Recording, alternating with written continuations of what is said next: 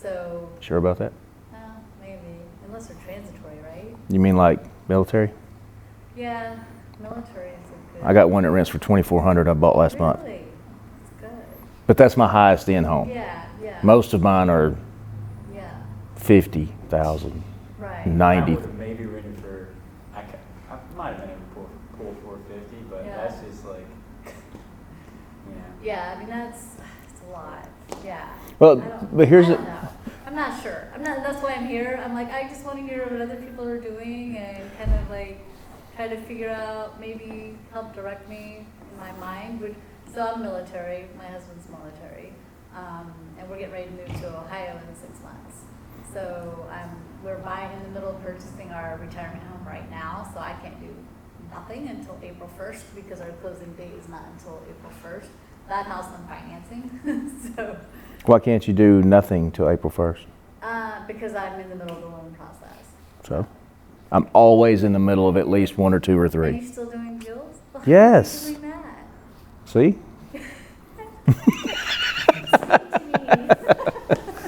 I love it.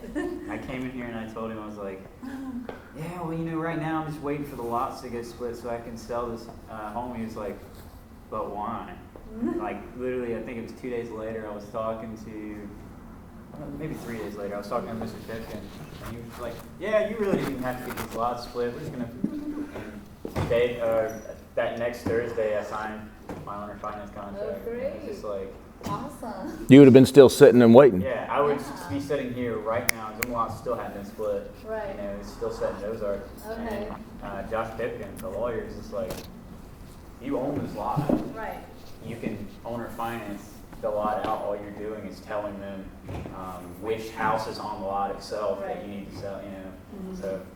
So all the other behind the scenes stuff is like, they don't even need to know all that, right, at the end of the day. Yeah. All they needed is an amortization schedule and a signature on a piece of paper, like, ultimately. That's awesome. That's cool. All right. See, this is why I'm here. I'm here to learn. I mean, I feel like I don't know, I'm just kind of spinning my wheels about how to, like, what to do with all that. It's overwhelming. Yeah. Well, it's a lot. I mean, I love real estate. I love, like, reading everything and learning everything about it that I can. But I find that people do a lot of different things, and I just like to hear the stories about how they worked it, Mm-hmm. So, that's cool. Yeah. Where is everybody? I don't know, is it 10 o'clock? I think it's 10:30. It's 10:30, 40, Oh, wow. 45. It'd be like that. Some of them would probably pop in at like 11. What? I put 10:30. That's normally our networking. Then 11 is when we actually. Hey. Kick off. Yeah. Okay, Yeah. cool.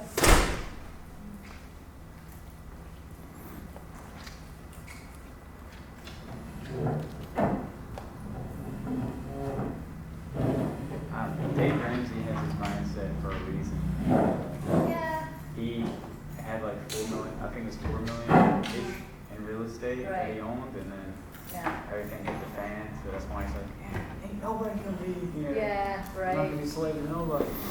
Yeah, and I think he's really appealing to the middle class family that's struggling to get out of debt.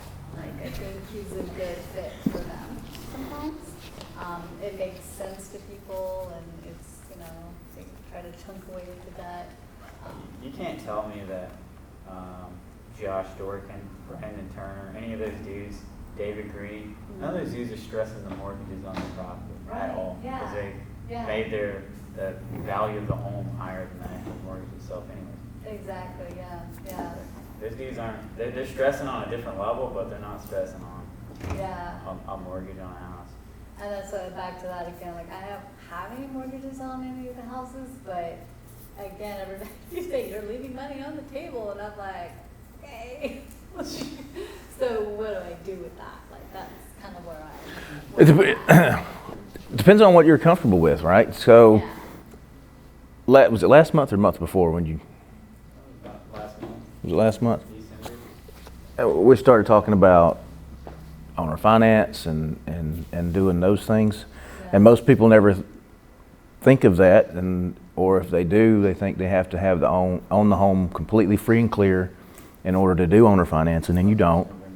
Just like you don't, just because you're about to buy a house in April doesn't mean you can't buy anything else. Now, probably what you've heard and what most people relate it to, especially if you're going through a realtor or something and you go to buy a house, the first thing a realtor will tell you is, don't go furniture shopping, don't ding your credit for a new car, and blah, blah, blah, blah, blah, blah, blah. Yeah, I just got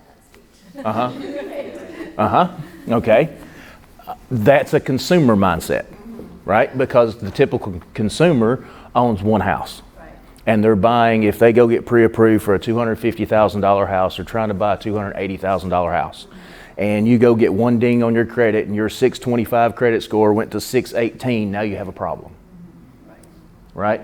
If you have a 720 or above credit score, most of that stuff doesn't really apply to you.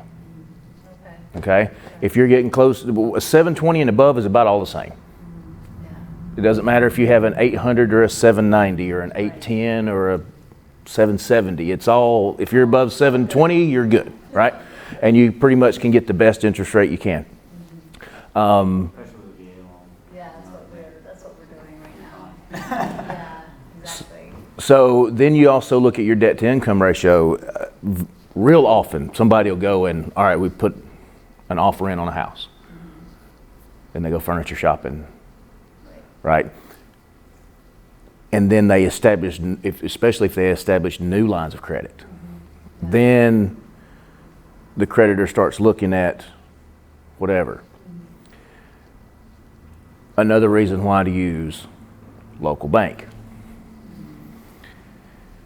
I use Trinity, SB&T, what's the one next to Hardee's? First National Bank, F&B. So I try to use local banks for almost everything and build those relationships over time. Right. So, yeah, like, that's what I'll do when I go to Ohio for sure, is do more of a local. We've been with Wells Fargo. Oh. I know, exactly. But we started out, our account started out with First Union, and then Wachovia bought them out, and then I think Bank of America bought them out, and then now it's owned by Wells Fargo. So it's like but we're military, so it was just easier for me at the time to just always stay with the same account instead of moving everything. sure. But you're right, I think a local relationship with your bank is probably far more important in getting loans and getting deals and help and better interest rates, so, which is what I'll be doing when I go to Ohio. And when you walk in and sit down and talk to the president or the vice president, or Yeah. which I do every time I have a closing That's awesome. on purpose. Yeah. I go to the teller and give the check, and then I peek over. Hey, you got a minute? Yeah, come on in. All right, yeah. Like Thursday, I closed on one. At the closing, I got a check for $6,400. Took that in, and I sat in the lobby and waited until somebody left, and then went in and. As chaplain. Good, yeah. Right, Yeah, you go put money in their bank and have a positive conversation and let them know what's going on, let them know what I'm thinking about, what I'm planning on doing, and also get information there, because who is doing lots of deals? The banks. The banks know who they're dealing with that are coming back in, selling the properties, making a profit. They see the checks go in, so they know what kind of houses are selling right now. The one that we're getting finished, part of the reason why I went the direction with it that I went to turn it into an Airbnb is I was in the bank. Hey, I've got this house. It's a 2-story. The way it's kind of weird, split level. You go into the middle of the house. You got half a flight of stairs up, half a flight down. It's already got 2 kitchens. I'm thinking about just splitting it and making a top floor and a bottom floor and doing Airbnb. Yeah. And she said, we're having a lot of success with Airbnbs right now. Really? We have other people who are doing those. That sounds like it would probably be a good idea. Nice. They're not going to steer me wrong. They want Right. their money secure, and they want their money paid back. Yeah. So without calling every other investor, which may or may not tell you the real answer, because some people have a scarcity mindset and they don't want you to win. Right. They want it all to themselves, especially when you get into small towns. If you get a deal, that's a deal I didn't get. Yeah. And you find that if you are sitting and waiting for VA foreclosures to come onto the MLS. I talk about this almost every month. So you're new. There was a house with mold, VA foreclosure. It sat. I don't know if every single brokerage has a dedicated VA foreclosure person, but I know there's a few that do. And there's a designated person, so they know when the house is, they know it's a VA foreclosure and they have to go through the process, but they know a day or two before it actually hits the market. And they're calling their investors and saying this one's coming on tomorrow. If you haven't looked at it yet, go look at it. We're expecting multiple offers. And this mold house, I think, had 12 offers the first day. What does that tell you? There's money to be made. What it tells me is there's a bunch of investors sitting and waiting for stuff to come on the MLS when I'm going to go and dig and find it before it gets to the MLS. Because if 12 people are bidding on that house, and if I'm a realtor and I call you and you're the investor, they're going to list it for 90. If I were you, I would probably put in an offer above asking just so you can get it, because we know we're going to get a lot of offers today. Now you're competing with each other, and you're driving the price up. So how are you finding those deals before that call takes place? A lot of it has been about a year and a half of just going. And every person that I meet, I tell them I'm looking for houses. That's part of it. I've done bandit signs. I've done driving for dollars, just looking for, actually the house that I'm talking about that we're about to be finished up with, I found it just driving through a neighborhood and it looked bad. And I did the work, did the background, I did a search of the person's name and dialed the number. Hello? Yeah, nice. And that's how, and it took me a year to get that house. And then right at the end, when I was about to get it, one of the other investors that started coming to the group found it, called the guy, didn't know that I had already been working on it for a year. And he actually called me, the investor. He's like, hey, I'm looking at this house. I want to get your opinion on it. Right? It's mine. Well, he starts telling me about it. He's like, yeah, I was driving for dollars. This house, it looks run down. And I found the guy, and he lives in Huntsville. And I was like, all right, yeah, it's a blah, blah, blah, blah, blah, blah. I said, yeah. He said, but he told me there's another investor that's trying to buy it. And I don't know if he's just pulling my leg or trying to get me to raise the price or what. And I said, well, Bill's not lying. What? I'm the other investor. You're talking about 205 Richland Avenue, right? Yeah. So. Is that Harvest? No. No, this is. But the guy did the right thing. And he was like, well, you know, I didn't know you were already on it. I'm going to call him back and tell him I don't want it. Because last thing we want to do is start bidding against each other. There's plenty of deals out there, right? So that's one of the things that I talk about quite a bit is we don't. If you found the deal, I'm not going to come behind you. If you come here and talk about it and somebody else goes behind you and scoops it up out from under you, then they're not going to come back to the meetings anymore. We don't need that. Right? That's how I found my deal though. Just going around like an insane person. I'm a real estate investor. I'm trying to invest in real estate or whatever. And then one of my buddies, actually my boss, he sent me, he was like, look at this hunk of garbage. And I was like, let's buy it. You know, because I was over here doing math and I'm like, and I texted you, and I called you, or you called me back, and you're like, yeah, makes sense to me, and then we bought it, you know. So it all just came down to telling everybody that I was trying to buy something. Yeah, that's great. So, I love it. Also, Ohio, if you think about multifamily, there's a lot of like small multifamily, small multifamily land around, especially they're around not expensive. Like you can get it really, I mean, 25, 30 across the board. Exactly. So I'm kind of playing with that idea of, well, again, like how to leverage what I have to go and buy. I'd like to buy. All right, let's talk about a few of those. I talked last month quite a bit about the owner financing. There's a reason why I like the owner finance model. a lot, especially if you're out of state owner. When the air conditioner goes out of your rental, now you've got to deal with it. And if you're hundreds or 1,000 miles away, doesn't matter. Property management, getting the person to go over there, do the work. It's got to be done quickly, especially if it's hot or really cold. You know, it's got to be done quick. With the owner finance model, I sold one owner finance. A week or so later, I got a call that said, "Hey, the refrigerator quit working. Do you know where I can find a new one cheap?" Instead of, "My refrigerator quit working. Come fix it. I need one." Really? Like, Yeah. my food's melting or thawing out. Chop, chop. Yeah.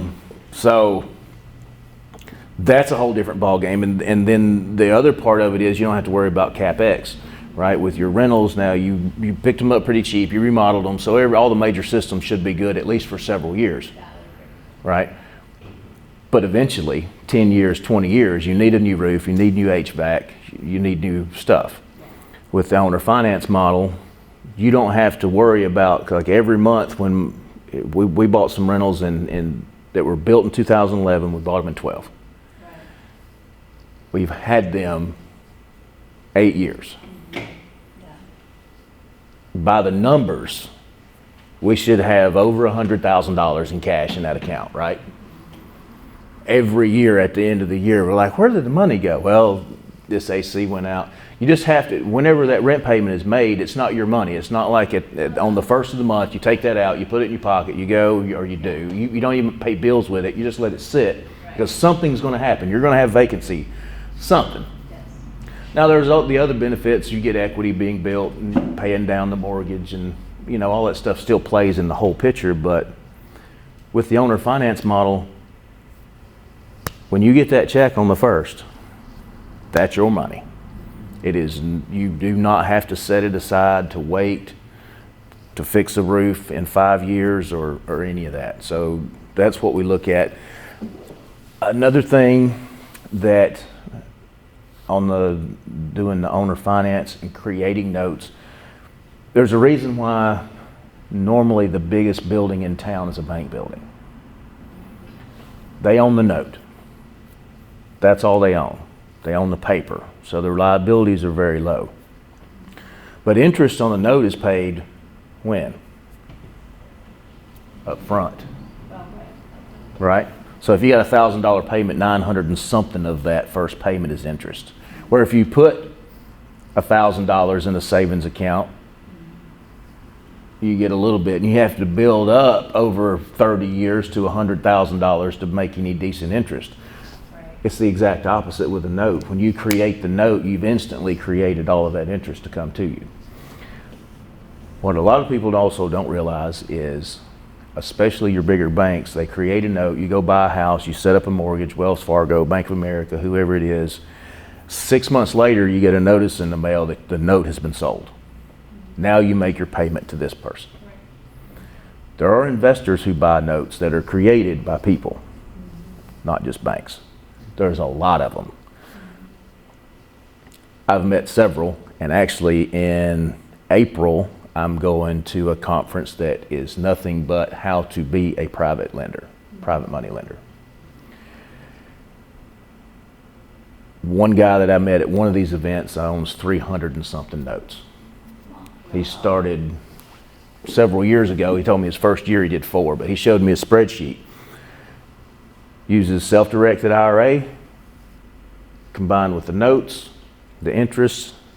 He showed me a breakdown, over $77,000 a month positive cash flow. That's after all expenses, and it's all tax-free because of the way it's all structured. And I met him at a wealth building event that was specifically designed on taxes. How do you make money and keep it? So are they buying these notes at a discount then? Oh yeah. Okay. So like percentage-wise, like what? Okay. Like what kind of deal are they getting? Like what's the? It depends on you Okay. and how you structure the note, how seasoned it is. That's why when you create a note with Bank of America, they don't sell it for 6 months or a year. Because if you've made payments for 6 months or a year, it's considered seasoned. You've been making your payments, you have good credit history, you still make your payments, you bought the house, you survived the initial buy, and going and buying all the furniture, and you know what? Let's go ahead and get new cars too. So you get a hit on your credit and a hit on your credit, and then everything is done, and in 6 months in to a year in, you've done everything you're going to do for a while. And then they sell the note. You can get 80, 90, 95%. Something else you can do, we talked about last month, you can sell, let's say you created a note for one of your properties. The next one you have come vacant. It's off somewhere, it's not your favorite property, you really were thinking about getting rid of it, and you offer it for owner finance. And you do that, you get to Ohio and you find a multifamily, okay? And let's say you wanted 20 grand you needed for a down payment to make this multifamily deal happen. If your payment was $1,000 a month on that property, you could sell 2 years worth of those payments, which is $24,000. Okay. Just easy numbers. Yeah. Sell that for $20,000. Okay. That's an 8% return for the investor. Right. That's $20,000 in your pocket today. You go and you buy the multifamily. 2 years from now, you start getting your $1,000 again. But in the meantime, the investor gets it until that's paid for. So you can sell the whole note. You can sell a partial of the note. Yeah. You can also talk people into selling you property by them owner financing it to you when you explain it in this way, and also tell them, because most people say the same thing. Well, we were really wanting to get the cash. Yeah. Everybody wants the cash, right? Okay, no problem. Why do you want the cash? Well, in case something happens, if it's tied up in this house, we can't get a hold of it, but if something emergency was to happen and we needed the money, we would want it to be sitting there in the savings account. Well, the reality is, if you buy somebody's house, you pay cash for it or whatever, you cash them out, that money's not going to sit in the savings account. It's going to disappear. It's going to turn into clothes and cars and whatever, right? So what you can offer that person is the opposite of that. You can say, if you owner finance this property to us, at any time if you come into an emergency and you need a lump sum of cash, I will make 12 months worth of payments in a 10-month amount. Meaning if it's $1,000 a month and you need a lump sum of 10 grand, I'll pay you $10,000, but you got to give me 12 months credit. Oh, yeah. Okay. Nice. Right? So that gives the security of the person that, hey, if I do run into an emergency, I need 5 grand, 10 grand. Right. Notes are currency. It is something you can buy and sell all across the United States and whatever countries. But I know people specifically that I've met by going to these events that's what they do. Most people start out in real estate with no money or no credit or very little of either one, right? Yeah. And if you're successful at it over time, you build up to where you have very little time, but you start to build money. And then most people, they finally get to the point after they've done a whole bunch of deals where they've got money sitting around, but they don't want to go do the work of the flipping. And that's where your private money lenders come in. And again, this thing that I'm going to in April is specifically designed for people who want to learn how to lend their money and make it secure, make sure that you're covered and you're protected so you can get that money back. But I'm looking forward to that one. Yeah, sounds interesting. Yeah. That's definitely looking forward to that one. So you could do an owner finance model on yours that you have that are out of town. It's actually very appealing to me because the problem with Ohio is the taxes are astronomical. They're just ridiculous. So the single family home that I own up there, it's $2,400 a year for taxes, which is a lot of money. That's more than my house in Florida, which is only $800. Mm-hmm. which is, you would think Florida would be more, but it's not. It's the opposite. Ohio just pulls you in taxes. So having that under owner financing would be really beneficial to me because I wouldn't have to pay that damn tax bill every year. So Whoever you sold it to would. Yeah, they would have to pay. Mm-hmm. They would have to assume it. My only thing with owner finance is that like 90% of those fail. Now, that can be beneficial for you if you ask for a large enough down payment, right? And you're just going to be doing rinse and repeat again, right? And finding a new person to It buy the definitely, home. it takes a lot of going. So I posted one on Facebook, or he suggested that, Yeah. and I went through I didn't go through like signing a contract with them, Yeah. but 10, 15 people, like, you can tell who's going to pay you and who's not going to pay you. Yeah. But yeah. ultimately, as long as you get like that, especially if you're getting a lawyer involved, Yeah. get that like $1,500 to $3,000, depending on the price of the property and stuff, Yeah. just to pay your costs. Mhm. I mean, they can sign the contract next month, literally, then first month of them paying you rent or paying their bill, they don't.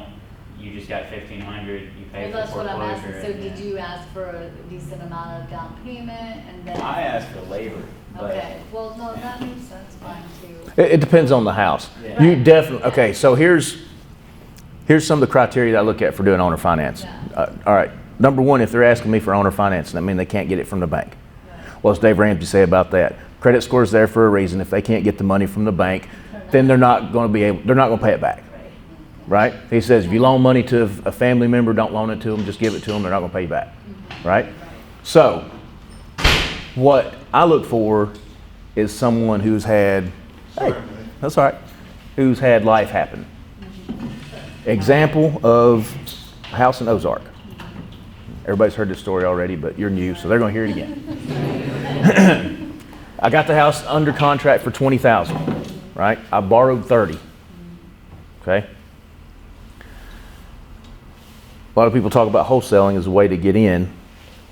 And this is an example of a house I could have wholesaled for probably $25,000, put $5,000 in my pocket.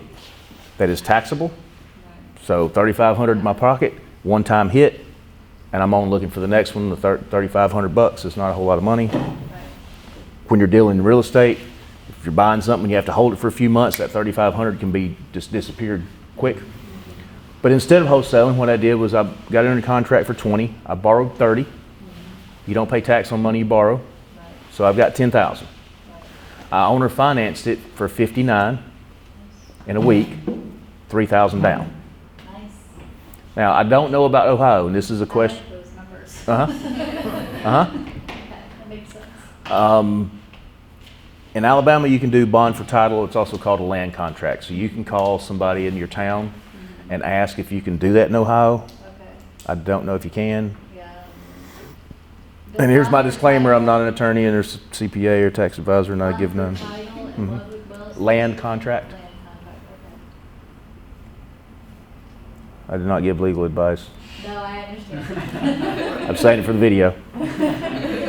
Thank you.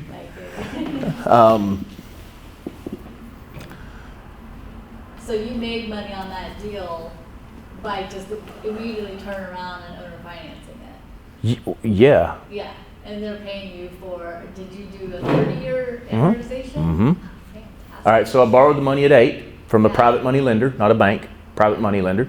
See, a bank's not gonna, I'm not gonna be able to go and get a contract for $20,000 and go to a bank and say, hey, this house is worth 60, can I get 30? Right, They're gonna say, no, yeah. you got a contract for 20, we need 20% down. Okay, Doesn't matter if it's worth $4 million. Right. Give us that 20% down, yeah, because that's their parameters. They have a strict set of things inside the box they have to stick to. Doesn't mean that once you build a relationship with the bank that you can do the deal and then afterwards refinance and do all that. But now we're talking about months and months and months. I'm talking about this whole thing happened in 30 days. right, Before I could have gotten an appraisal and approval from a bank. This was bought, sold, moved, gone. That's why I said I'm always in the process of doing some deals or something. I was buying a rental house and refinancing my house and had applied for multiple business lines of credit all in the last 4 months.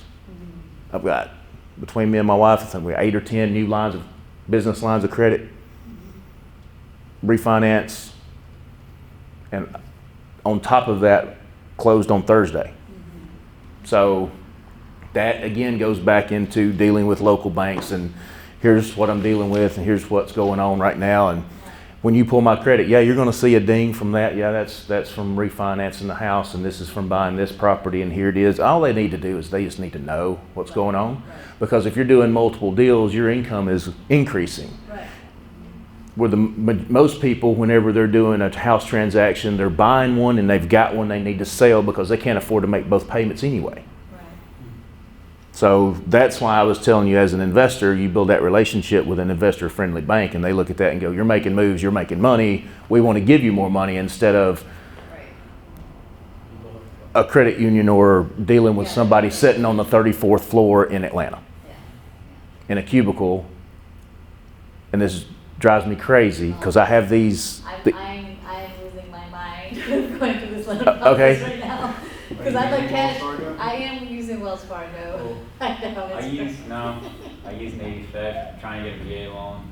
Yeah. The first day that I showed up here, that's what I had done. Well, it makes me mad when they ask, okay, we need copies of the last 3 years of your taxes. So I spend the day scanning my taxes and I send it to the bank, and then next week or the following week I get a form that I have to fill out that says they're going to digitally pull my last 4 years of taxes. I'm like, well, did you ask for me to take my time to scan all my taxes in when you were just going to digitally pull them anyway? Mm-hmm. So stuff like that is just infuriating. Well, take it to the next level. Let's say that you do some owner finance deals, right? Because it sounds like it's probably going to fit for you once you learn more about it. Yeah. Then go to refinance your own personal residence and have the bank say, what is this? Well, it's owner finance. What do you mean? You work at a bank, right? Yeah. Right. You understand what a note is? A mortgage? We don't understand. Yeah. So do they count that as your as your personal asset still because you hold the note? It's an asset. Oh yeah. Yeah. So I could still list it as my value. You kind of have to. Yeah.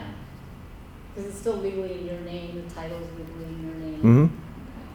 And it's in your asset column, not in your liability column. Yeah. Okay. I like that. So you start tying in. Have you read Rich Dad Poor Dad? Yes. Okay, so you start assets and liabilities. What's a true asset? An asset's something that pays you money, Right. right? So if you own the note, that's an asset for you. So when you're restructuring or going with these landowner financing, you're just going to the lawyer and having them draw up the papers? It's a very simple contract. Or is it- Very simple.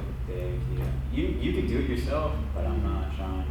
No, I'd rather do a lawyer on something. The one I closed on Thursday was, I want to say, about $800 closing costs. Okay. That's creating there was 160 of it was recording fees, because every page of the mortgage has to be recorded. I think it was $161 was recording fee, something like that.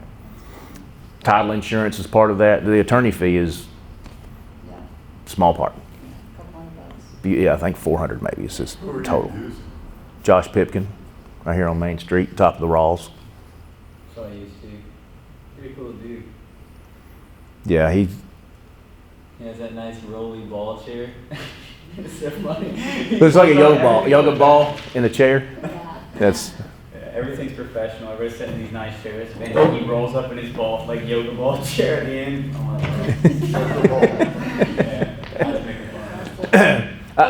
The other reason why I stayed with Wells Fargo, just to kind No. of say why I did. I wasn't trying to trash No, it, it's I said. just because they gave me a great interest rate. So our original plan was to sell all of our rental homes to pay for our retirement home.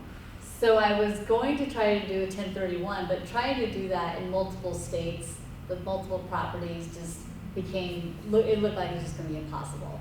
And then the taxes I would have to pay on, when I did sell, it just wasn't, the numbers just weren't looking right. So I'm like, all right, so we'll finance the retirement home, and then I'm going to start scaling up with all the rental properties and start making more cash. you already got the retirement home under contract?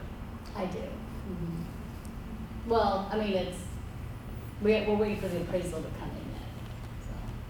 So that's kind of what we're waiting for now. Are you dead set on that one? Yeah.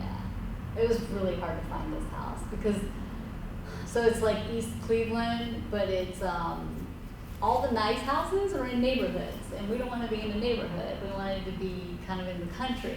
All the houses in the country are like, 1,000 square feet, 1,200 square feet, and we wanted a bigger house for our retirement home. So those but other than building, which is kind of hard for us to do from a distance, and so that's why when we found this house, we're like, oh wow, and it actually literally met all of our criteria of what we wanted, and it's a gorgeous house. So. All right, so, but that's fine though. That's fine. I'll give you an example of someone that I was told about, and their business model and how they use 1031 along with 121. Right. All right, so 1031 tax deferred exchange is if you can swap out a like-kind property. Let's say you've got a house, you paid $100,000 for it, and you selling it for 150, whatever the case may be, and you sell it, you 1031 that, and then you find another house that is similar. So if it's a rental, it needs to be a rental, and more expensive, right? So let's say you find a $200,000 house, you sell the 150. All of the money, you don't get to hold any of it. It all goes straight into an escrow account. Then an attorney that's qualified to do the 1031s, then they go and you identify the property. You've got, what, 60 days? 45 days? 60 days to identify that property, which I've done one of these. And then you can take all of that money and roll it into the new property, tax deferred. It's not tax free, you defer the taxes, right? So that tax liability goes into the next property. The problem is if you ever sell that property in the future, now you owe the tax on whatever income you met or increased capital gains on property A and property B, right? Now, what I know that other people have done is they started out with a little townhouse and they 1031 to a 3-bedroom, 1031 to a 4-bedroom, 1031 to the beach, to a condo, and then 1031 to a beach house, so on. Right down the chain. Where 121 comes in, 121 is the IRS code that says if you live in a property for at least 2 out of the last 5 years, whenever you sell it, you don't have to pay capital gains on $250,000. Right? So I know people that start 1031 all the way down to a nice beach house, and then they moved into the beach house and they live in the beach house for 2 or 3 years. They start the process over at a small condo and work it down to a beach house. So like you were talking about your retirement home, you can go ahead and get into that and do that one. Your other homes, you can start 1031 in those. Right. 1 at a time, 2 at a time, whatever but you don't have to focus on that you got to put all 3 of them in multiple states into one. Yeah, I was having a hard time with that. All you have to do. The value that I needed to buy the retirement home, which is I was trying to retire completely debt-free, which we have been at this point. We have absolutely no debt whatsoever, but I'm assuming this mortgage, and that'll be a very large debt. So now I'm trying to figure out how to work my way back out of that. Okay, so long-term plays, what these are, right? These are long-term plays where you look at the future and look at your tax liability in the future. Okay, so you move into your retirement home for a couple of years, the one you like now. You take one of your rentals and you sell it owner finance. Here's what happens when you sell owner finance. We hadn't talked about this, but you got to be picky on who you pick. I didn't finish that out, but you look for somebody who's had life happen. The girl that I sold the house in Ozark to lost her house, her car, her job, or not her car, but her house, her job, and everything in Hurricane Michael. You look at her credit and say everything was paid. Hurricane happened. She stopped making her credit card payments. Well, she lost her job. Right? If you look at their credit and they just don't pay the bills, then that's a Dave Ramsey, don't loan them money. Right. But if they've had a divorce, we have another one that we've owner financed. The lady went through a divorce. That's horrible on credit. I'm not paying your car payment and and that whole court battle that gets drawn out and both people's credit get messed up, and then after all the dust settles, payments start being made, credit starts going back up. So you find someone like that fits, you get a down payment because they may have cash, they're just not going to pay that car payment for their ex. So they'll take the hit on the credit I'll fix it eventually, but I'm not making your payment, right? Find that person, owner finance it to them. You can get absolute top dollar, maybe even a little more than top dollar, because you're financing to somebody who couldn't buy anyway, right? Then you could sell that note, and because you sold that house, even though you owner finance, that doesn't come into play on 1031. So then you could look at going to 1031 into bigger and bigger, and then you may build your dream retirement home. The one you're living in now, live in it for 2 or 3 years, and then when you move out of it, so We've been over there like 10 years. So I'm just throwing numbers. Just let it sink in, right? You live in this one for a couple of years. This is what this one couple does. They live in a beach house for 3 years. Then they fix it up while they're in it, right? So your maximum you can make without paying taxes is $250. So they kind of look at that. We want to make $250,000 on this when we sell it. So they make the necessary repairs, upgrades. Then they move into the next one. When they sell that, then that $250 they can start over another 1031 coming down the line. And every 3 years, they upgrade their beach house. that's what I want ultimately, is that beach house. Who doesn't? Yeah. Who's in real estate don't want a beach house? I've already had, yeah. Especially if you're going to Ohio. Yeah, well, yeah, exactly. This is old. Yeah, and my family's in Pensacola, and I have a house in Pensacola that's out on the beach. But yeah, I like the thought of that. And then the other thing that I was kind of curious about is if anybody's used creative HELOC movement with paying off their mortgage super fast. We've seen the videos probably like, pay your house off in 8 years, that kind of thing. Yeah, where you been? Using HELOC, the home equity line of credit, and because that money, you can move in and out of that money. So you would chunk your mortgage. So use the $50,000 HELOC, make your mortgage payment or towards principal $50,000, and then you spend the year paying off that $50,000. But you kind of just move all your money through that HELOC, so it's constantly making that payment for you. And that HELOC is also on interest rate, a simple interest rate, whereas your mortgage is on compound interest. So you're actually paying less interest by chunking off your mortgage over time. Does that make sense? Mm-hmm. So like $50,000 a year, and just kind of get it down. But it's basically you're just moving money. Mm-hmm. Really, it's all you're doing. So, has anybody ever done that? Or I haven't. I haven't. Yeah, and you have to pay attention, obviously, to At the end timing. of the day, you can make far more money pulling a $50,000 HELOC and buying the property, flipping it, than you would just moving money around to separate accounts and risking losing. Well, it depends now when you go into, let's just take that for an example. If you flip, I have a cash backup, so I would have No, enough, to cover the HELOC if it was ever like too much. I could just immediately get out of it. Anyway, I'm sorry. but Yeah. the flip model, right?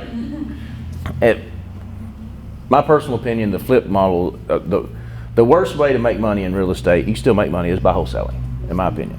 Yeah. Because it's a one-time deal, and you're paying full tax, ordinary income, because you're just moving through the property. The second least favorable way is by doing a flip, because it's the same thing. It's a ton of work. You buy the house, you find the house, you get it under contract, you go and do the work, you deal with the contractors, you deal with the headaches, you deal with the setbacks, the delays. Then when you sell it, it's a lump sum, it's full tax, ordinary income. So that's like my second least. Now, don't get me wrong. I've wholesaled them and I've done it. I'm just, if you start looking at the long-term tax liability and all that, let's take the house in Ozark. I got it under contract for 20, I borrowed 30, so I put 10,000 tax-free when I bought it. I owner financed it 3,000 down. That's taxable. But my payment's $227, their payment to me is $650, so that leaves $422 a month. That's awesome. And that's not a lump sum, so it's not taxed. It's a portfolio. It's passive income. Right. So it's taxed at that rate instead of Actually, ordinary income. I love that. How many of those do you need to where you no longer have to go to the W-2? So when you start talking about retirement, like, well, all right, so I work at Fort Rucker and they have the union pension out there, right? If you've read Rich Dad, Poor Dad, right? That's a defined benefit pension plan. Those are ancient. There's very, very few of those left in the world. That's why there's 401ks now, which is a defined contribution. You put in X number of dollars every week, but there's no guarantee you're going to get X number of dollars out. With the union pension, it's like Social Security. You're paying in. And when you hit that age at 65, you get this much money every month regardless. It doesn't matter what the market did between now and then. That's why those are so few and far between and have been dying since, what was it, the 80s when they passed that law and it changed? So when I hired in and somebody was like, oh yeah, it's pension. I said, what do you mean pension? Well, for every year that you work here, you get X number of dollars per month. I said, that sounds like a defined benefit pension plan. People started looking at me funny. How do you know about this? How do you not? If this is your life and you're gambling your entire retirement on this, how come I'm in my early 30s and I know what this is and you're 60 and about to retire and you don't? Right? Pick up a book. It's the #1 selling book about wealth of all time. So I've never put a lot of stock into that. The deal that I just talked about, that's equivalent to about 3, almost 4 years of me working and paying into that pension. What are we at, $5 an hour or something that goes into that pension? And you can't touch it till you're 65. What I created started already. I'm getting the monthly income from it now. So, and I did 2 of those last year. The house I closed on Thursday of this week will be one of those. If I can do 3 or 4 of those a year, that's like 10 to 15 years of working at Fort Rucker. And you don't have to wait till you're 65. Right, and I tell this to people. Yeah, I like those numbers a lot. What did I do with my equity on that? I bought it for 20. I borrowed 30 against it, and I sold it for 59. How much is it worth? The house? Well, it's worth 59. That's right. Is what you sold it for. It's worth whatever somebody will pay you for it. So what did my equity look like? On my financial statement that I turned into the bank, Yeah, it's 60,000. I mean, your equity is what was it a month ago? 20. 0. I didn't even have it. Oh, right. Well, okay. Yeah. As far as this property, my equity on this property went from it wasn't even there on my balance sheet to now it's on my balance sheet. There's a property there worth $59,000, but there's $13,000 in my checking account. So you're just paying that mortgage until you're paid off, right? Or are you using cash and paying it? No, Done with it? their monthly payment is Okay. $650. You So let it then take it until it's paid for. one of the people that I go to, it's a very crude statement, I love it. If you're using your own money, you're either stupid or lazy. Stupid or lazy. And I think about that like at least 2 or 3 times a day. I think stupid or lazy. Which one am I being right now? Well, that's what people are telling me. Stop using your own money and start using the bank's money. Like it's like. Or if you go to these people that I'm learning from, Yeah. they call banks pretender lenders because banks don't really loan money. Right. They're just. They create it. Right. That's what I'm talking about. Create it and sell it. Yeah. Right. Biggest building in town. Create it and sell it. Wealth is created. You can't save your way to retirement. You have to create it. So that's what I did in this property. I had zero money. What's my return on investment? What's the ROI for that property? Well, 60, well. Everybody's looking at me. It's a trick question. Over time, yeah, it's not. It's infinite because I put none of my own. Yeah, you're assuming the note. I've got $13,000 money in pocket, $422 a month positive cash flow with zero money out of pocket. I've probably got 10 hours in the deal of my personal time. Yeah, that was one thing I was going to put. I'm going to go into rentals. I want rentals, but I cannot knock the owner finance like mantra, and I will probably end there. Yeah. But I literally showed up to the property. I was like, well, it's a lot of work. And then I figured out they'll take as low as 15. Bought 3 buildings for 15,000, and then I sold 2 buildings for 43,000. If this guy doesn't, I got him on the credit program, or building his credit basically. If he doesn't pay me off in 30 years, he's gonna end up paying me like $70,000, $80,000 for 2 houses. I might have been able to sell for 30, like for both of them, because I didn't do any work.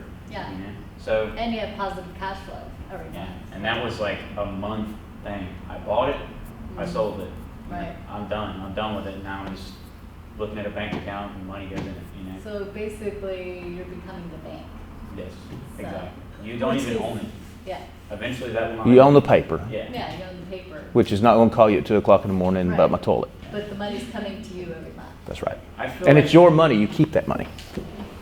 I'm so glad I came here today because I've been like racking my brain trying to figure out, like, I mean, we've sacrificed for a long time to be able to do the things, you know, that we have, and, you know, getting those houses pretty cheap really helped. But we spent a lot of blood, sweat, and tears remodeling those things to make them nice places to rent them out.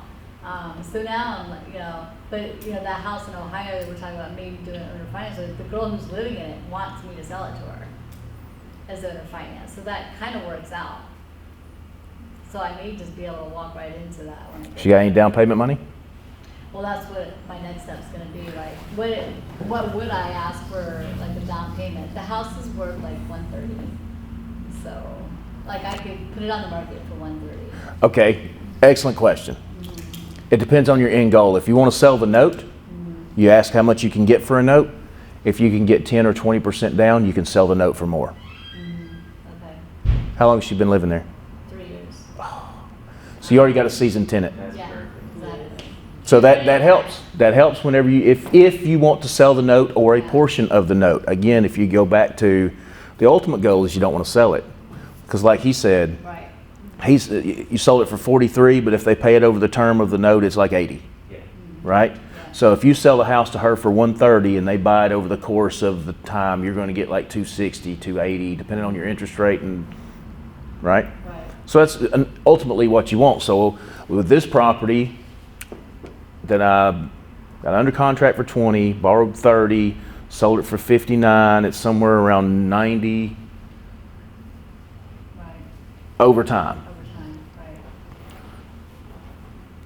By looking at it that way, a millionaire is really easy to do because of the interest, Yeah, right? If you can have people owing you $5 million in just a couple of years. yeah.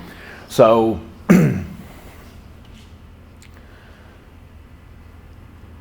the history of her being there 3 years, depending on how much she has available down, and that's another thing, right? If you go to buy a house at a bank,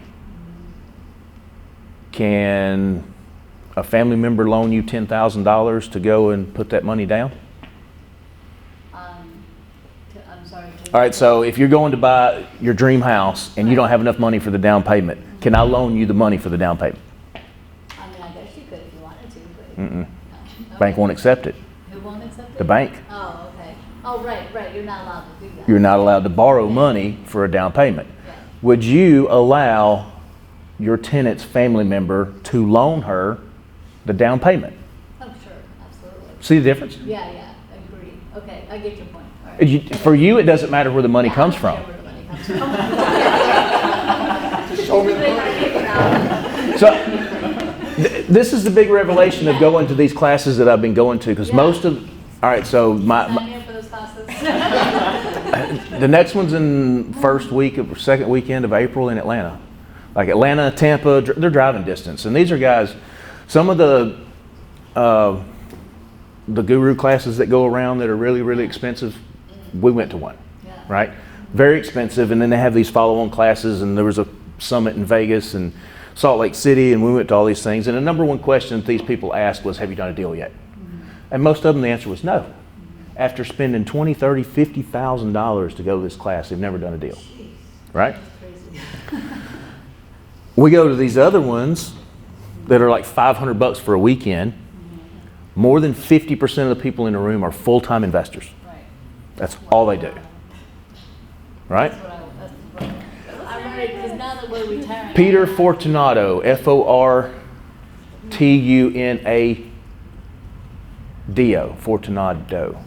Fortunado, Fortunato. Yeah, memory serves me correctly. So the mindset of these people is way different. This is what Pete talks about, is when you're dealing with a human, you have a human to deal with. Right. And you can negotiate, because you could create the note. You could come into a situation where you need 20 grand and you want to sell 2 years worth of notes, right? You can find that person in this group. You can sell the 2 years worth of notes. You could have another situation that comes up where you need another 2 grand or another 20 grand. And you could go to that same person and say, here's the deal, you want to buy 2 more years? Or you could go to someone else and say, starting March of 2023, I want to sell you 2 years starting then. A note is so liquid. It's way more liquid than a rental. Can I ask you something with that? So let's say, so that note that someone else buys, like what if the owner, well, I'm trying to, so like what if the owner stops paying their note to me? Do I just, that null and voids the contract? And so what happens to that person that bought 2 years of the note from me? Do I now, so now I need to pay that guy? If you sell me 2 years of notes, Yeah, and your person defaults, they defaulted to me. right. So I still haven't defaulted to him. Correct. At the end of the day. I just still pay him. And then that goes back into play of at what discount can you sell that note, and depending on what the down payment is. Right. So if you've got a $100,000 house and somebody put $20,000 down, I'm much more likely to give you a higher percent, because there's less likely they're going to default in the first year, because they just put that big ton down. Yeah. Okay. Now, I know you said something. You brought up the person not paying. That was the first thing you said, and it's what almost everybody says first thing is, I don't want to do owner financing because people don't pay. Well, yeah, and so she's always late. But she pays, but she's always late. Oh, this one's always late? She's a nurse and she does shift work, and so the way her paychecks work are just kind of wonky. So, yeah, so she's never on time. So if I had a contract with her, that's what I'm worried about. Like, Do you charge her a late fee now? right, like how do I? No, now. Do you charge her a late fee when she's late? I do, yeah. And she pays it every time. And she pays it. And she's late every month. Every month, yeah. If my guy is late for a payment, automatic $75. Yeah. And then if he doesn't pay that after a while, before it goes Well, on. mine's 50, So- but it's getting ready to go up because she is always late. And I told her this. I'm like, look, like I don't need the money, but I got bills to pay too. You know what I mean? Like, you know. So I'm trying to do the sense of urgency with her. It's like, hey, I've got bills to pay too. When you're late, that makes me late, which I've never been late in my whole life, but I'm just anal like that. But I think that I worry about her following through with the contract. And then let's say I have a leak in the basement and she's never attended to it and hasn't told me about it because, well, she owns the house now. She's just paying the mortgage. So then I have to come in and probably do a bunch of repairs. Because this happened to me on a rental with our Tennessee house. Like, the person who was living there was a leak and they never said anything about it. It cost me $6,000 to go in and fix that bathroom. But had the tenant just reported the leak to begin with, you know, I wouldn't have had that problem. So now on all my leases, I put that it's, you know, mandatory that they, you know, report things that are wrong. Like I don't care if you call me 3 times a month, but if you have a leak, I want to know about it. So, and then, you know, no exotic pets either. 'Cause So- that one's gotta Well, be- if they're leasing, the repair's their responsibility, so why would they tell you? Yeah, well, that's what I mean. Like, you know, so for the Some buying people, of my some people home- don't care. Yeah, they don't. They don't. It's Yeah. leaking. So what? I don't care. Yeah, exactly. And I've got same thing. I had a sink was leaking and it destroyed the whole underneath, and they never even said I anything. even had to rip out the bathroom and replace the floor. But they don't have to tell you, right? Well, that's what I'm saying. If I'm doing owner financing, legally, she doesn't have to tell me anything if there's something wrong with the house. But when she defaults on paying me, that means that house is gonna revert back to me. So Right. I've gotta go in and I've gotta make a shitload of repairs, which is gonna cost a lot of money. But they still don't have to tell you, No. right? No. Here- here's your Even big- if you put I it in just the feel like contract, you gotta tell them, They still don't No, have. you They feel still like don't it's have a to tell. risk to some degree. And I guess at the end of the day, it It's doesn't really all- matter if you're getting your money every month. can you do like an annual inspection, put that in the lease? My pest control guy, I pay for pest control to go quarterly. Yeah. What does pest control do? Every wall, Check everything. every sink, Yeah. sprays under everything. Right. And I tell him, you see anything out of the ordinary, you call me. Yeah, yeah, that's true. Yeah. And that's also in his mind, that is, Your I- eyes on the ground, your boots on the ground. I do that with my Florida house because, well, it's Florida, you get cockroaches like crazy, so. so you don't get cockroaches and other, No, I haven't had any problems with Tennessee or Ohio, like. but I'm just saying, you still, it's your Yeah. same, Yeah, yeah, no, I did. that's your eyes. Yeah. That's what we did. The townhouses, we lived in one and we rented out the others that I was talking about. So I would meet the pest control guy and I would walk with him. I'd unlock the door and check them. Yeah. Now I don't live in one of them. I live on the other side of town. It's not as convenient. But we went through them 3 or 4 times a year for several years. He knows what I'm looking for. Right. So are you primarily owner financing deals right now? Is that In the what you're future, doing? now and in the future, yes, I would be fine with me if I never had another rental ever. Yeah, I was gonna say, that totally makes sense because it is annoying. What's the How- benefit Yeah. of renting? I agree, it's a pain in the butt, like I'm having. Get you some experience. It's good. That's the good Yeah. part. You need the experience of somebody not telling you that there's a leak in the sink. Yeah. Yeah. But if you owner finance it to them and they don't tell you, Yeah, well. it's not less bad. likely. It is, and I guess at the end of the day, if I think it out, you know, at the end of the day, I mean, so you get the house back and you have the bathroom that's destroyed, all right, so. It would have been spend- destroyed even if you rented it. Exactly, so you might as well just go ahead and spend the 10 grand. And you have a down recoup payment. And you have, so, yeah, and you have the down payment, so there's that. The house in Ozark, That makes sense. the lady cried at the closing because no one would touch her for financing wise. Now, we financed her at a higher interest rate. Right, There is no early prepayment penalty. She gets her credit score up. She can go to the bank and she can get her own financing and cash me out. yeah, yeah, She can do that anytime. that's awesome. But here's the other benefit. Now she's a homeowner. Right. Is she more likely to be worried about that leak? She absolutely, she's gonna take pride in her home. All right, so that's your benefit. It's gonna Of, cost her more money later on if she doesn't fix it. right? Instead of, it's a leak, I don't care. Someone else will pay. I friend her on Facebook, Right, right? We're still in the honeymoon phase. If you've got renters, there's a honeymoon when they're trying to move in, they're doing an application. Everybody's all hunky-dory. everybody's doing all. When they're late, they don't answer the call, they hang up on you. They don't text you back, Exactly. right? Next month, this month, Yeah. friend request on Facebook. Yeah. When she moves in, what do I see? Planting flowers, painting. Look at my house. It's all clean. And she's advertising it to her friends, Right. which I'm one of her She friends owns the now. house She now. owns the house. That's right. Major difference. Absolutely. That's true. Mindset's everything, and that's. When I sat down and was texting a minute ago, I was texting her. She's going to clean the flip house tomorrow. I'm really liking this. I've actually been against owner financing, but now that You hadn't I've met me heard yet. you talking, now I'm like, oh, wait a minute, that actually does make sense. Because I just felt like, you know, I mean, I guess I worked so hard on these houses that I feel like they're kind of my babies, you know, and I'm like, oh my gosh, I put so much blood, sweat, and tears in these, and I just want to protect that investment. And like, you know. Let's I dig was in a little worried bit about there. just being- Hold that thought. Dig in a little bit right here. Yeah. All right, so 5 years down the road, you owner finance this house. It's not a lease. They can't just move out. It's a foreclosure if they move out, right? Right.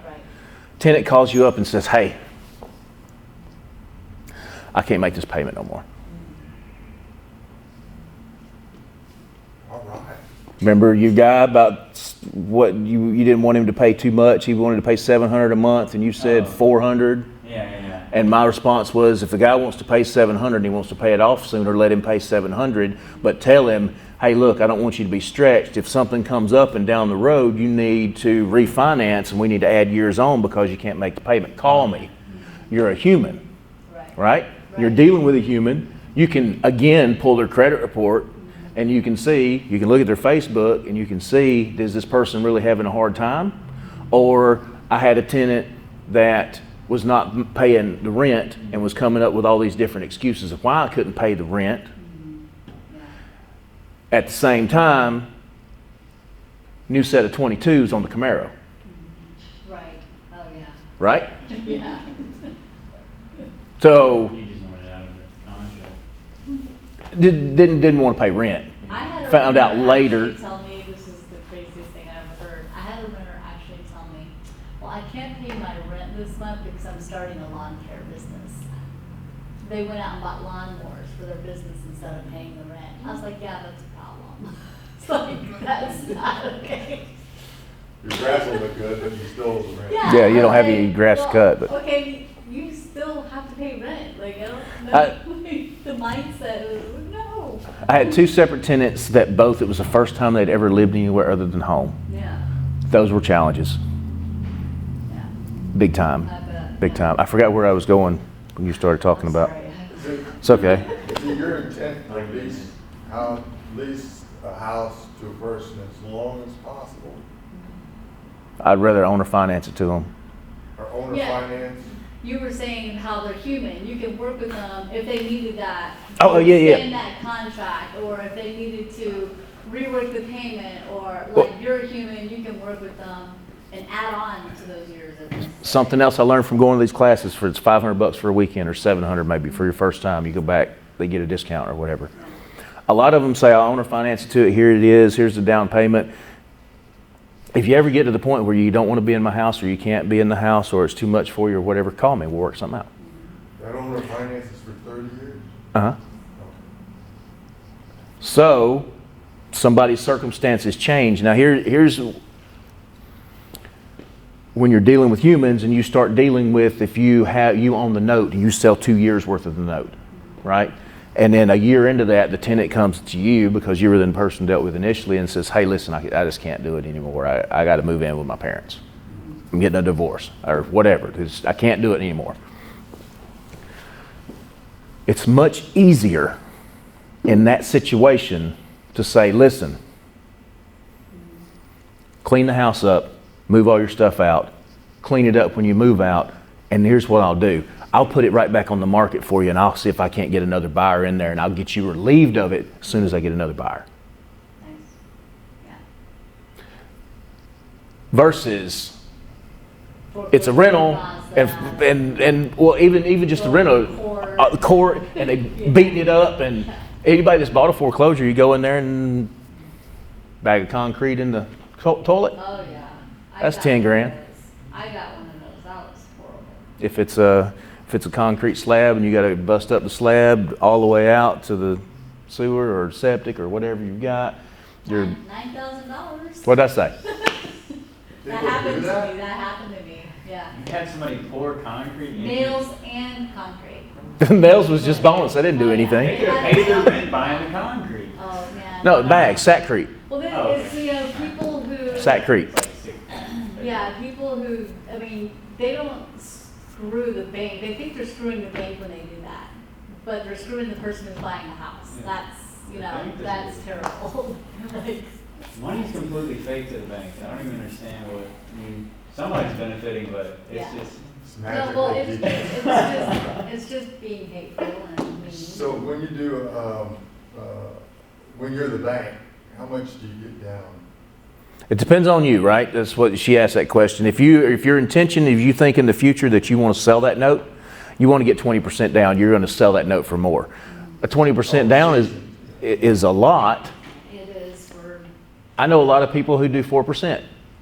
The reason they do 4% is because what Fannie Mae or one of them is 3, FHA is 3.5, so they do 4. So it's just a little bit more. So a $100,000 house, 4,000 down. You should do, in my opinion, no less than what it would cost you to evict them if they move in and don't make the first payment. Because you said that was one of your hang-ups, and that's what most people's hang-up is. What if I finance it to somebody and they move in and they don't even make the first payment?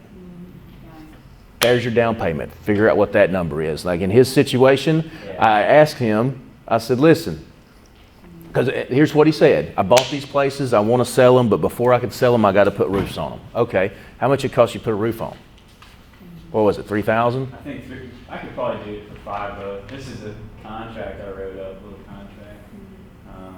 And I asked him, because it was the same thing, it's a learning experience. I said, let me ask you this. Do you want to do that work on the house, or would you rather somebody else do it? Well, I mean, I'd rather somebody else do it if somebody else would do it, but why would somebody put a roof on my house? In lieu of down payment, before you can move in, you got to put a roof on both houses. He ain't moved in yet, but the roofs ain't on it. So it's negotiable. Again, you're dealing with a human, right? What are your needs? What are their needs? What are their capabilities? If you're financing, here's a good person to finance to. Someone that owns their own business, but they haven't owned it long enough to have 2 years of cash returns with positive cash flow. Your lawn care guy. If he had started his business and been profitable for a year, right? Yeah, exactly. Because what do those guys have? Labor. Yeah, absolutely. So if he knows and he's watching enough YouTube videos to where he can put a roof on, he's got the labor to carry the stuff up there. It's not hard to do roofing, really. You line up some lines, it's not hard. It's really not. So, what? No, I agree with you. Yeah, it's not hard. Metal roof. Yeah. YouTube University, you can put a roof on. It's not that big, not that big of a It's a little deal. hot around here. That's the only downfall. Yeah. So, and a lot of people who start their own business, whether it's lawn care or roofing or construction, whatever it is, it's hard. Even if you've got 2 years of tax returns, which takes 3 years to get that, because you've got to work a year. You're probably not profitable your first year. But if you've got somebody who can show you a bank account, which we have I don't want to get too many details, that owns pet grooming. Got the bank account, got the statements, got all of that, could show proof, but didn't have 2 years to turn into a bank so that they could get financing. That's where I'm at right now. I offered 80% on a house here with a VA loan. Oh my I offered the gosh. bank 80% with Navy Federal. They turned me down. That So is crazy. I was like, I can literally offer you $60,000. Just take it right now. Wow. Well, That it is would have been crazy. less than 60%, but No, anyways, still, that's nuts. That's crazy. yeah, Well, it sounds I like don't know you're where I was going with rolling that, but- anyway. It sounds Yeah. like you're doing fine. Sounds like you're doing good. Yeah, keep doing what he's doing. You're gonna be just. I with the rental stuff, like the headaches that come with having the rentals, like that would be. I like the way you're talking about the whole owner financing thing because that makes more sense to me. I mean, the rental issues that you have to deal with on a monthly basis. I mean, our houses are good right now because we've pretty much replaced everything at this point. but it, you know, initially those first few years, like you're just getting taken to the bank with, you know, repairs or fix this or the renter wants that, and you have to respond. I mean, to some degree. You know? Well, and let's carry this over Yeah. to Ohio where you retire. Yeah. Are you planning on investing in real estate kind of as a side thing to just Oh, you yeah. enjoy it, Well, that's you want why to do I'm it? here. I figured I would join and kind of learn from people what they're doing, and so I'm looking at. I would like to start scaling up. Well, let's fast forward. Let me get to right where I'm trying to go. Okay, sorry. You go there, Yeah. you start doing some owner finance. What's the average length of a mortgage? 30 years. That somebody actually pays it and keeps it. Oh, probably like 3 to 5. 7 is the top end, right? Yeah. So people change houses every 5 years or so. Yeah. So let's go back to you financed this for 30 years, right? You sold it to a young couple. It's a 2-bedroom. They move in. Everything's great. Baby comes along. Now, put your investor hat on. Could you go find a 3-bedroom that you could buy for $30,000, put $20,000 into it, and owner finance it for $100,000? Could you allow them to move from the one they're in straight into that one? Sure. I'm the bank. And now you've got your entry-level owner finance home back on the market. You seamlessly move them from where they're at to where they want to go on their timeline, because the baby's due in June. So do you null and void that contract once you clear You own it.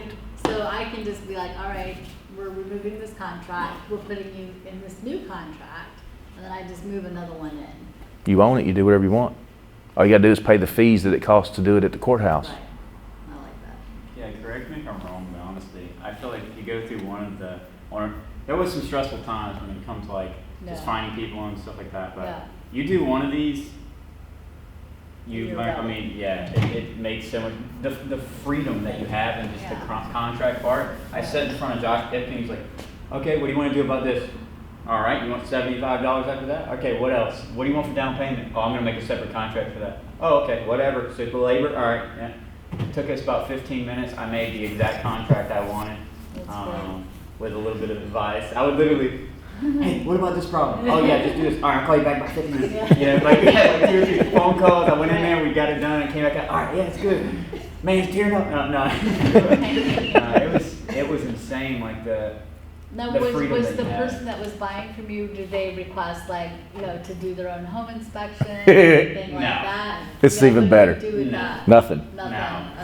okay. Okay, let's talk about that. Yeah, because I mean, some people will do that. How and much- they're pretty anal about it, and, Your, let's say, $130,000 house. yeah. How much would your closing cost be if you went to a real estate agent, listed it, and sold it? Oh gosh, it's ridiculous. At least $5,000-6,000. That's be commission. What about closing costs, the rest of it? Easy $10,000, $12,000, yeah, right? Yeah. So you got 5-6% depending to commission to the agent. Right? That's like $7,200 right there on a $120,000 house. Appraisal, home inspection. What do home inspectors find? Problems with everything. Right? There's something else we've talked about too. Yeah. Home inspectors have to put something on the paper, otherwise people say they're not doing their job. Yeah. seriously. I've had home inspectors tell me, you will not get a home inspection with nothing on it. Yeah.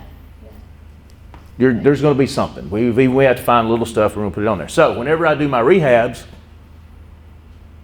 I might forget to attach the dishwasher. Right. Or whatever else I need to leave, so they have something to put on there, Right.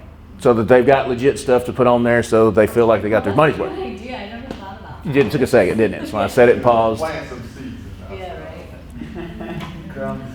And be like, yeah, okay, I'll fix this, because I know I can just go in there. But it's got to be done anyway, as it's part of it. Fix it before you get the report. All right. So, What's wrong?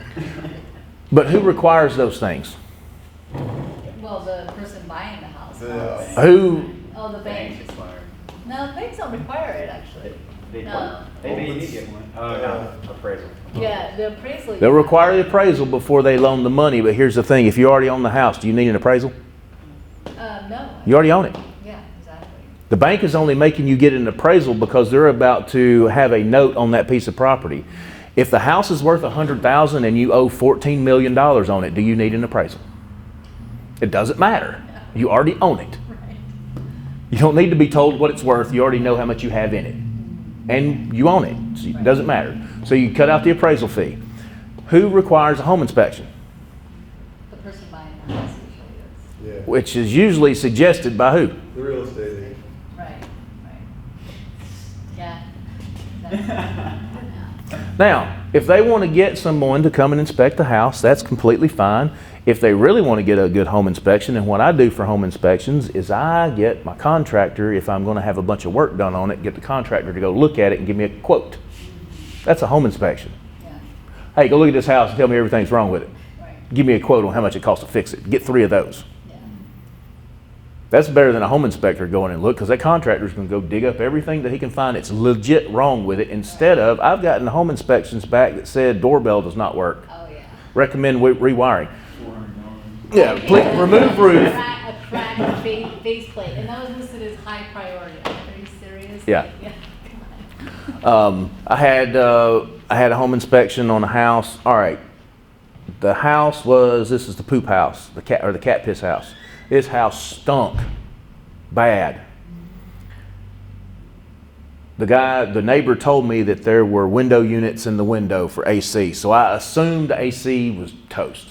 Did not work at all. I got the property. First thing I did was I had them go out and check it out. I got a bill for $300 something. I called them up and I said, "What is this bill for $300?" And they're like, "Oh, well, we're sorry, sir." Blah, blah. I was like, "No, I was expecting it to be $6,000. Tell me what you did."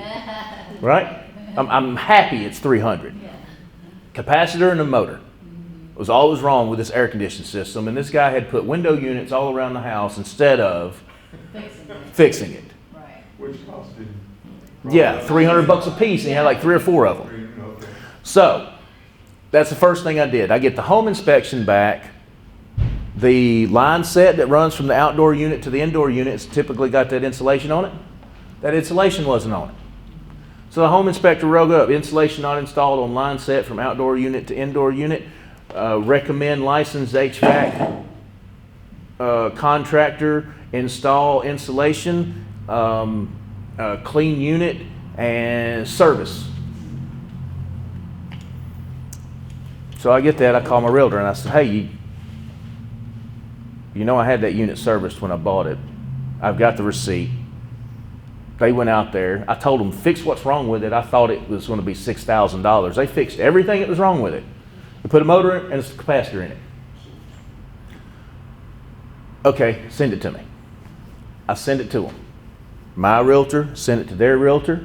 Their realtor responded back and said, "The service address on the bill does not match the property. Oh, geez. We require a licensed HVAC company to perform service, blah, blah, blah, blah, blah, blah, blah."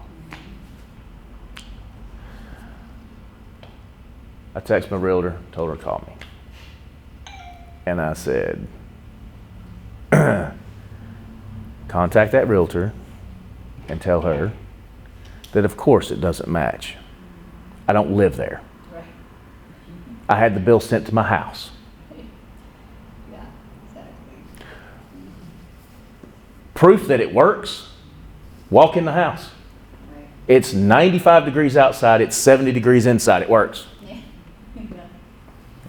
Number 3, if she wants her commission, shut up. And I wasn't that near nice about it. Yeah. I service that. I'm an investor. The first thing we look at, all your mechanicals. You don't wait till closing day and find out you got to drop another 6 or 10 grand. You check that stuff out first. Yeah. But again, going back to the realtors, a buyer's agent will say, "Hey, you see it ain't got insulation on there? You want to have them make sure that they send out a licensed HVAC company. They need to check that thing out. I'm really working for you, ain't I?" I met that lady at the closing office. And she kind of had a little bit of an attitude with me on the phone. I never was rude to her. I vented on my agent. And of course, she dumbed it down or toned it down and was like, "Hey, listen, he's had it all checked out. But he's getting frustrated. Right. If you want to make this deal happen, And so we at Pipkin's office. I walk in, you got the 3 chairs on the right there. It was her and the 2 buyers. And I walk in. And I didn't even sit down. I just stood there. And she started making a little small talk. And she was making little jabs. Little snide comments, And I don't remember all the conversation. I was trying to keep it toned down and just not be mad, because my agent wasn't able to be there. The broker wasn't. It was me. Oh no. It's just me. And she's in there, you know, being a little snooty and whatever. And one of the comments she made, she said, well, how many flips have you done? Because the realtor's trying to qualify you. If you're investing, you know, they want to know, are you somebody that's never done one? You watched a couple of YouTube videos, or are you wasting their time, or are you the real deal? And that was what she asked me, how many have you done? I said, well, that depends. She said, how many flips you've done? I said, that depends. I said, if you buy one and you sell it and you make 20 grand off of it, but you don't actually do any work to it, is that considered a flip? And she said, no. And I said, that's funny. People I deal with say you've never actually done a flip until you make 20 grand without doing any work on it. And that's the truth. Yeah. Once you get beyond, I need to go in there and I need to strip this down to the studs. You need to strip one to the studs if you're going to do flips and find out how much work it is and how much the plumbing guy messed me up. My electrician guy messed me up. I got a wire run that's right here that's supposed to operate that switch, that light over there, but it's not. It doesn't. I have different electrician come in to fix everything that one messed up, and I'm about 3 times deeper money-wise on my electric and plumbing on this flip house on Richland Avenue than I would have been if I'd have just by trying to save a little money here and save some money there, and I got this guy's going to do it on the side after his day job. I did 2 flips, and it was probably the worst thing I ever did. You had enough. Yeah. I worked my butt off, and I made a good return, but I think that I was new going into it, you know, and you made it really nice. Well, yeah, I mean, I thought I knew a lot going in. I thought I knew a lot going in. I'm like, oh, I can do this myself, I can do this myself. And I learned that when you think something's going to take a couple hours, it usually actually takes a couple days. Uh-huh. You know, and then it's just the time commitment that it took when you're trying to do it yourself. Like, it was just, I lost a lot of money for the time I took to remodel. The cat piss house was the same way. I got a quote for $35,000 for another contractor to do it in 6 weeks, start to finish, over and done. I didn't have to lift a finger. I wound up spending about 40, and it took me 4 months. Yeah, and it's little things like that, and just little things that nickel and dime you to die. And this one that I'm at now, I gave the guy my credit card yesterday. So you brought me this one thing, but I need this thing, and here you go. He still has it. I don't know. He could be in Vegas by now. Who knows? Here's my PIN number. Just go. All right, go get the stuff. Your Airbnb? Yeah. I walked in there. I walked upstairs, and I had to skip a few stairs because they were actually placing in the stairs. By the time I came back down to go back downstairs, this man was already sanding the last stair. I was like, good Lord. I was like, did y'all put that deck on there? Yeah. See? I was like, oh, snap. I mean, how long did it take you? You know, I think it was 2 days. Yeah. So you have an Airbnb here in town? Or in Enterprise? When I finish it. Is it gonna, do you think, what's the rental outlook for you? Okay, so have you looked at the competition here? I haven't. I don't. All right, so it looks like Grandma's house moved out and just left her furniture. Okay. Most of them, right? So mine is, it was a 4-bedroom, 3 bath. So I separated it. The top is a 3-2. The bottom is like a 1-bedroom man cave. Really nice shower, dual shower head. I mean, it'd be a really nice, perfect for a pilot or somebody going through the career course, going to be here for 2 or 3 or 4 months. Really big bedroom, and I put extra outlets in over the side so there can be a desk there so you can have study time. But then it's got like and I got extra outlets on the wall to put flat screen TVs, so it's going to be a man cave. Yeah. It's going to be perfect for a student who's here. The ceiling fans are rotor blades. So it's from the beginning aviation design, right? That's our market. Know your market, know your competition. My competition is hotels. So the kitchens are kind of small. If I was doing this as a rental, the kitchens would be bigger. They would be nicer. The refrigerators would be bigger. So just doing efficiency style. Cool. Probably about $80 to $100 a night is what I'm looking at. Okay. Again, it's washer and dryer, and then there's a full kitchen. Yeah. And my competition's hotels and Airbnb and VRBO, and all those things are getting a lot more traction now, and people are starting to look for those instead of hotel, right? Which is driving the market. I've talked to other realtors at some of the local brokerages, and they get 3 to 5 phone calls a day for daily TDY rentals. Oh, wow. there's pretty much a shortage of them right now. And if you go and look, the ones that are here, they have a lot of bookings. All right. And again, they just look like one of, these little portable buildings they sell that looks like a little cabin? There's one in town that's one of those that's got a bathroom Oh, wow. and hooked to the septic. Nice. Okay. And it's like booked. I think it's $40 a night for that thing, and it's in somebody's backyard, and it's booked. That's awesome. Yeah, I was looking at Look at that, 30 of those. doing the whole, Airbnb thing up in Ohio, because it's near the Spire Institute, so which is like a big sports training facility, Olympic Center, Mhm. basically. So, and now I've heard that there's not always enough hotels for when people come to town. And so people will rent their rooms out and stuff like that. I'm like, oh, this sounds like the perfect situation for Airbnb rentals to.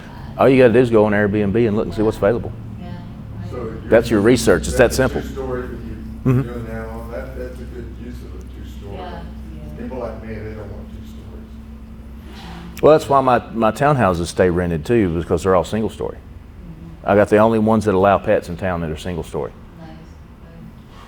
Know your market. Yeah. Know your competition. Everybody has pets around Yeah. Why not? I got pets. here. Yeah. Marcus has an immaculate area. He Airbnbs out all his rooms. I went over there because I was working on his pool. I think we just did a pressure test and we ended up not doing the work for him, but he showed me around in the Yeah. house. You been over there? Yeah. It is beautiful. Like he has all the rooms themed and everything. So I mean he's making money. One room's like a log cabin, Mountain theme Yeah, one. another room's something else. And he Airbnbs all those? Every single one of them and his wife and then live in the house as Oh, well. really? Yeah, it's a That true is Airbnb. so cool. Well, in the house we're buying, we're thinking about that too, because it's large enough where we could just section off the downstairs and make it a really nice Airbnb room. Been dominated over here because it's their first time. You guys got anything? Just my same man on Audubon, he went down on his price, but Keeps going down. still, yeah, he desperate, but it's still, He ain't that desperate, is he? yeah. And I've been trying to get rid of him, and he just keep calling, like, what about this? And then he talked about the, finance option, the finance or whatever, he talked about that, he said, I'm willing to do that, he said, I don't know much about it. Hold on now. Now we're talking. So So I was like, I don't know much about it, but I'll find out. okay, so I've talked about it before. I don't know if you came to that one. Which, by the way, these are recorded, Oh, good. so you can go back and catch the old ones. The Where first do I go for that? Yeah. Yeah.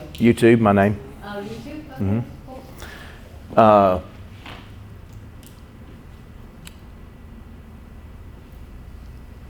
You can, depending on the situation, right? All right, so there's multiple offers you can make on a property. There's the cash offer as an investor. This is 70% of ARV is what is kind of the standard minus repairs. So if it's a $100,000 house, you pay 70 for it. Minus repairs, there's 20,000 repairs, you can offer 50. If someone's willing to offer owner finance, just like you can sell a house owner finance for a higher amount, you can pay a higher amount for owner finance house. So if they want 100,000 for a house, your cash offer is 70. If they're owner finance, you might pay 80, as long as you negotiate the interest rate correctly. Right? Because what we have to look at as investors is what's our ROI, what can you get into the house for, and how much repairs does it need. So if somebody has a $100,000 house and it needs 20,000 in repairs, typically we would offer 50. But if they were owner finance it, maybe we'll offer them 60. So it's $10,000 more. But to us, we don't have to worry about pulling credit and down payments and all of that, because if they're going to owner finance it to them, it's, what is our down payment? I'm going to tell the seller my down payment, in lieu of giving you a down payment, I'm going to go ahead and do the repairs to your property. If I default, you get the house back after it's been repaired. I'm an investor. I'm not going to fix it and then beat it up with a hammer. If something happens and my whole business goes bankrupt, you're going to get this house back in better condition than it is today. So no down payment. No down payment, of course not. My down payment's going to be labor. It's going to be increasing the value of the property. So, because when I get done with it, it's going to be worth $100,000. So if I go into it and I do the repairs on it and I never make the first payment, what is the risk of the seller? Less than nothing. Like, please don't pay me. Come and put 20 grand in my house and go away. Right? So, but the numbers still have to work. Now, Cause he went down to 300,000, you know, that neighborhood is about 5-ish. But it needs a lot of work done to remember. That's the house we went to. How big was Yeah. the house? 42 square feet. It's a big house. 4,200? 4,200, yeah. that's not 42 square feet. It's the Is biggest that house what I've it ever is? seen. It's a big house. We went and looked at it. 2 floors, 3 floors. Well, 2.5 floors. Yeah. So keep this in mind that 2 months ago, after we got done with the meeting, we all went and looked at this house. So if you find one and you're thinking about bring it to the group, and we, time permitting, we can leave and go look at it. It needs everything though. Yeah. It needs Pool, bathhouse. pool, yeah, bathhouse, Driveway. roof, driveway. Had a free beehive. A free beehive. Yeah. Just like my Airbnb They house. were nesting up on the 2nd floor. If this goes through and you get that. It's a sweet deal. Contract. Let me look at that pool first. I'll do it for free. Just please, guys, you do not want to open up a pool.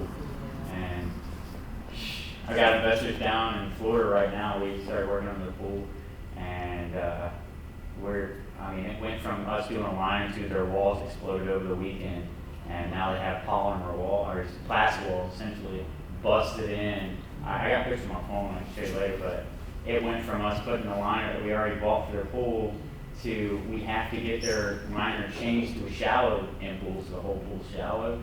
And I mean, we're looking at 8-9. We're giving them a good deal on the work we're doing. You know, a little bit above breaking even. We usually charge way more, but we're just helping them out as investors. So we're looking like they already paid $4,000. Now they're paying like $9,000 to get the walls repaired and everything else. So just let me run by that pool if you. That pool is trash. It needs to be filled in. Filled So in. you're trying to catch up, so you're trying to buy this Well, particular property? it comes off the back of the house like that, and Yeah. then there's And a concrete. I mean, it's stuck. I really don't know what brought it, so just. Oh, you shifted up? Yeah. No, it's, So they're asking for how much? 2-story house. Two- Two-story house, $200,000 okay. for the house, I Come think. out the back door. That neighborhood seemed like it was like 545. Platform. Okay. And the yard dropping off like this. You could tell in its day it was a really nice house, Okay, but it's so old that it needs everything. Like It's like a stage. the pavers, the back porch is a really big back porch, but it's sunk in. So Well, that's, yeah, I mean it's got like gazebos and spiral staircases. It's a So, you know, if it was gonna catch up and then so we were. yeah. But again, going into that's a hard house to deal with. I'd have to poke around it. What did we say when we left? Like a good price for that would be like $100,000, because it needs that much. Well, you could spend $200,000 on that house to make it a $500,000 house, but then you got a $500,000 house in Dothan. That's a top end house. That's real top end. So you would have to find someone who wanted that particular neighborhood, or my family lives here or whatever, because you can build a really nice house brand new to today's standard from the ground up for $500,000. And it had about an acre and a half, He said 2 acres. 2 acres. It's a huge disclaimer. I don't know if it's in Alabama, but in Florida, it's definitely a thing. If you fill in a pool in the backyard, the real estate agent has to disclose that to the person buying it. Or you have to disclose when you're selling it. You cannot build any kind of structures on top of where there used to be a pool. You might get away with a shed. And you can never extend the house into the backyard. And you can never, and I can tell you this for a fact, we cannot build a pool where there once was a pool. So that person buying that has to know that I have to have virgin ground to build a pool. So unless you want you a above ground pool, you ain't get one. You know, you might get somebody to build you one. I mean, you don't want a 10-foot pool. Oh, that's because there's structure and stuff there already. I mean, you couldn't dig out all the old concrete and all the old plastic and just fill it in with dirt? You could, but you're looking at a lot of money. Not if you have an excavator. That's true. But And a bulldozer and a dump truck. It still has to be disclosed that there was a pool there. If you disturb that area, it's going to take a while for it to be known. That's just something that I learned recently, and that's Okay. why we get to fill that pool in Florida for them. We were like, hey, I mean, we'll send in a liner, or maybe, hopefully, we get another pool this perfect shape and size, and we'll just fill the pool in for you. So it's an extra $1,000 and cover our costs for the liner. And they couldn't do it because they would have to disclose that there was a pool there. And the groundwater problem around here is even. Groundwater, the table has gone up a lot. So people building 8-foot pools nowadays, you gotta do some, basically dig wells around the pool so you can build your 8-foot pools. So in Florida, these people with 8-foot pools are changing their liners and it is just exploding everywhere. And there's people like me with daggum buckets and bulldozers like sweating. You know, so just keep that in mind going around Florida. The water table is ridiculous. It always has been. 15 years ago it wasn't like that, so it's not like it built it, it's like that. Gotcha. Pools get expensive really fast. Yeah. But I'm glad I didn't opt to build one in our backyard. My mom wanted one in the backyard, and I was like, yeah. I mean, you can build it. You're looking about around here, 30-ish thousand. Yeah. But Sounds like a hassle. as a pool builder, I will never own a pool. Yeah. I'm not marketing right now. It's not good for my business. I'm telling you this, but as an investor, that is get that thing inspected. Just like you get A pool is almost never a good idea for an investor, but if they want a pool, you can put one in, but then you charge them to put it in. I built a new construction house. The guy wound, and we set the house up so if somebody wanted a pool, it would be perfectly set up for it. The back porch, when it came up, the bathroom on that side of the house, or the bedroom had a bathroom. We put a door to the back porch so that if you did have a pool, you'd have a way to come in and go straight to a bathroom before you got into the house. Right? The guy that bought it wound up wanting the pool. So we put the pool in, but then you raised the price to cover. I mean, we didn't make a penny off the pool. It was what the invoice was what was added, you know, for the cost of the pool. But as an investor, you don't want a pool, normally. Yeah, there. You can get into just walking into money in the pool and it's never good. Hey, how you doing? Okay, Hey. I was just getting the market part was open. It's in the back. Go ahead, buddy. Yeah. You all right?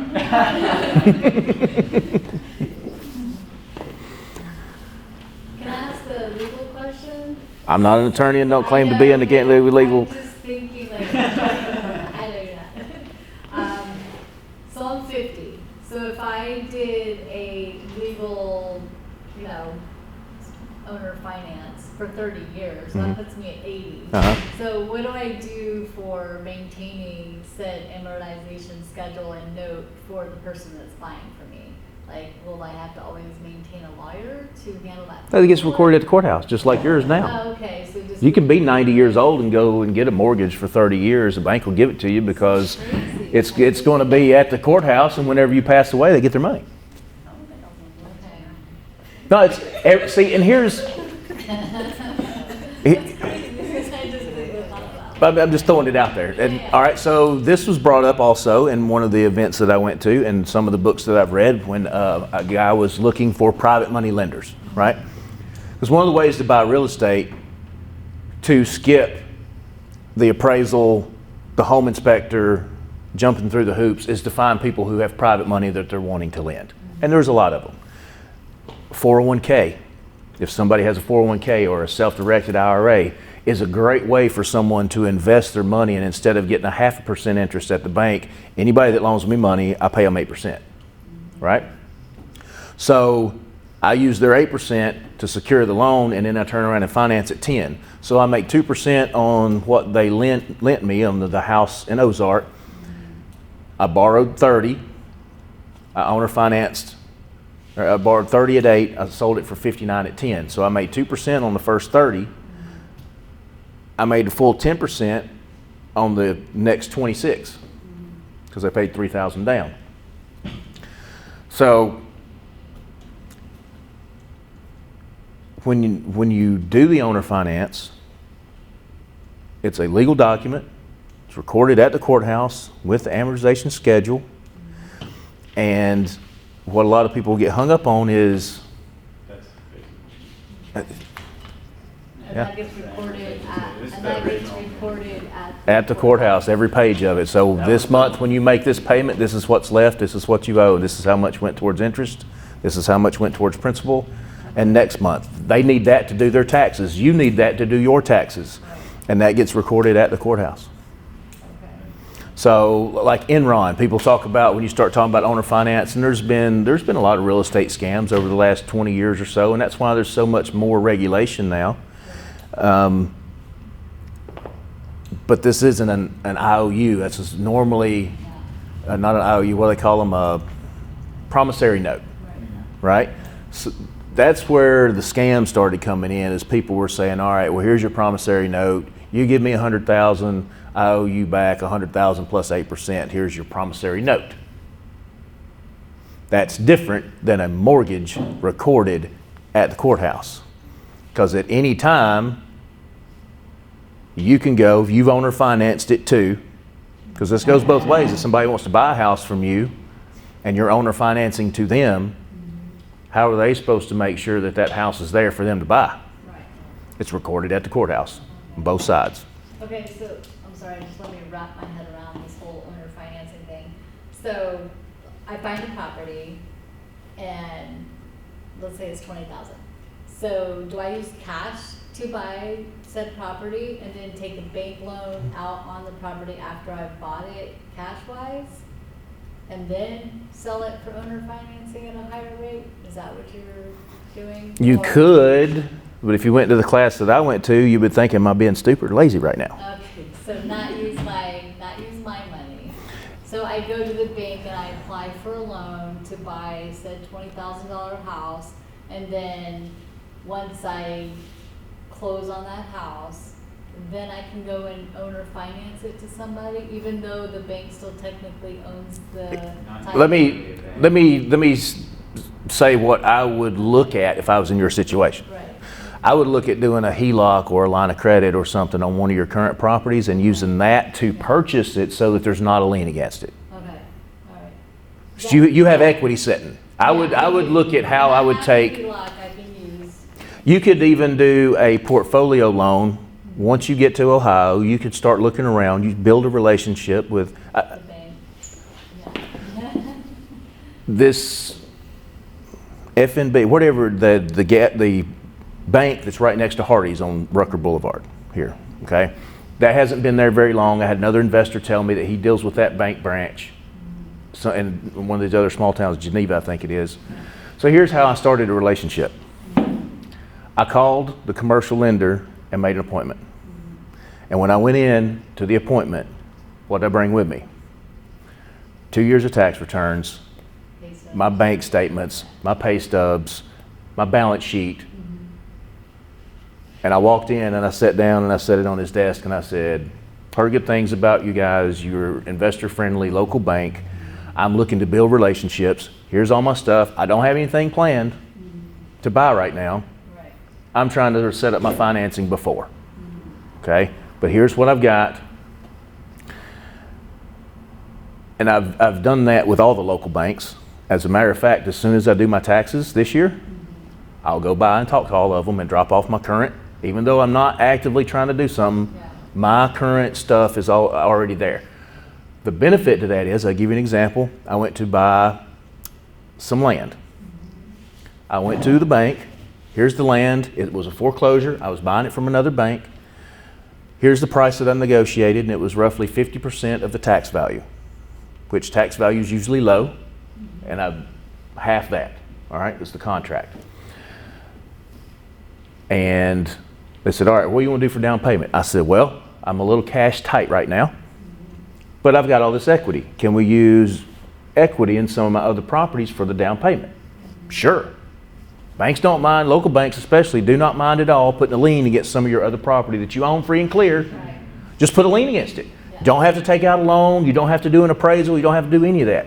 So what I did was I own a commercial property that I bought on 1031. So I own zero money on it, right? I only took 50% of the value of it, so I did not have to have an appraiser. I didn't have to have an inspection. I didn't have to have any of that stuff. All the bank did was go by to see, yep, I own it free and clear, no lien. And I was only asking 50% of the value. That's a very secure position for the bank. Well, I did that. This is a different property I was going to buy, and I was like, hey, can we do that again? Sure, no problem. I had already turned in all of my financials, so they had everything on my balance sheet, what I owed, plenty of equity there. Time goes by, day of the closing. The night before, you get the HUD-1. I got the HUD-1 and it says I'm supposed to bring $25,000 to closing. Wait, what? Hello? Well, we never heard back from you, so we just assumed you were going to bring cash. And I was like, I never heard back from you. I was assuming that balance sheet that I gave you that showed my equity and my properties was good. Yeah. Oh, well, that's not the case. Okay, I'm supposed to close in an hour. What? Okay, well, we can't loan you the down payment money. We're loaning you the loan. So we can't have anything to do with that. But you can go to the other bank. They can probably help you. So I called the other bank, who I deal with on a regular basis, on purpose, and said, hey, here's the situation. They assumed, ass out of me. Now I need 25. What do you need? I need 25. When do you need it? An hour ago. Right. And she said, haha, funny, the real estate agent was sitting in her office, was over there saying, hey, is there something we can do here? She said, well, who's the agent? The agent's Fox. She said, I know, he's already sitting here. She said, well, I can't fix it for you today, but if you can come by tomorrow morning at 9 o'clock, I'll have you a check.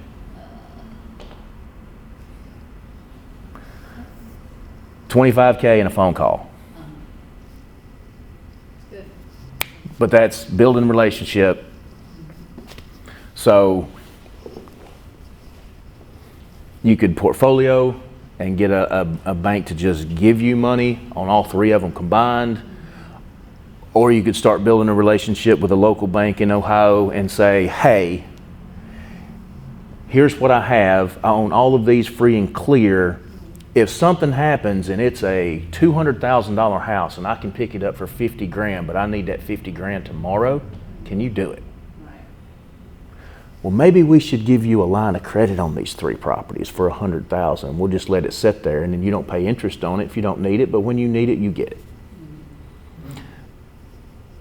Then you find a $30,000 house, you take your $50,000 line of credit, you pay $30,000 for it, you take $20,000 to do the rehab, you sell it for $120,000, you sell the note for $100,000, you paid your $50,000 back, you put $50,000 in your pocket, you didn't deal with inspectors, realtors, banks, closings, right?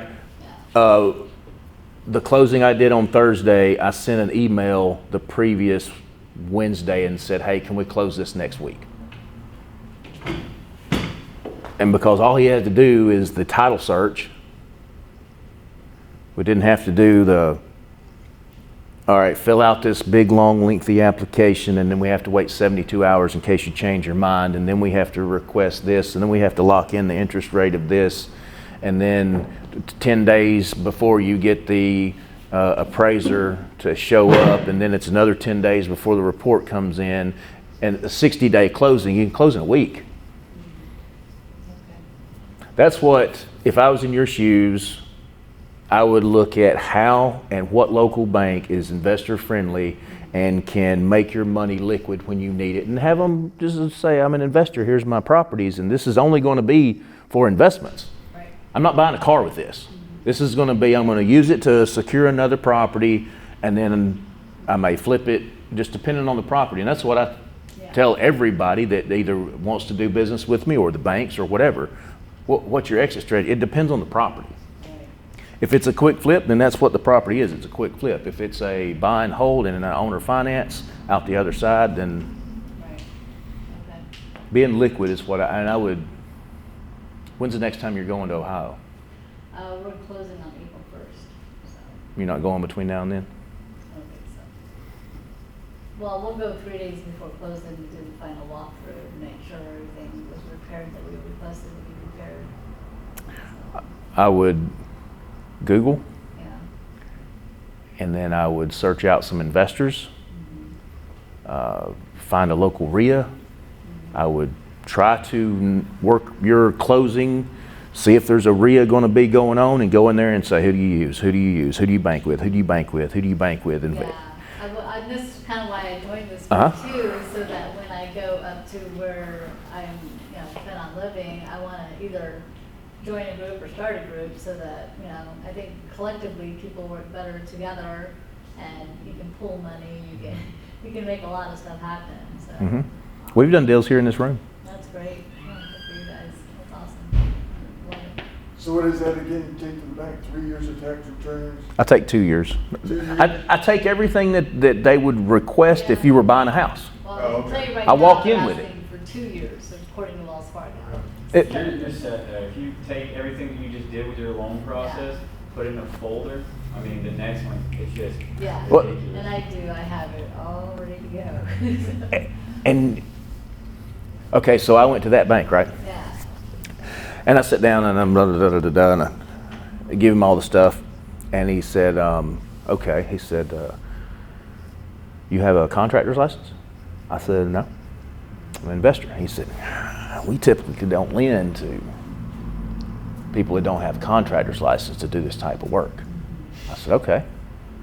He said, actually, we have one right now. It's kind of going south, in over their head. I said, yeah, I can see that. But that's the difference, is my contractors come and go because their numbers are wrong.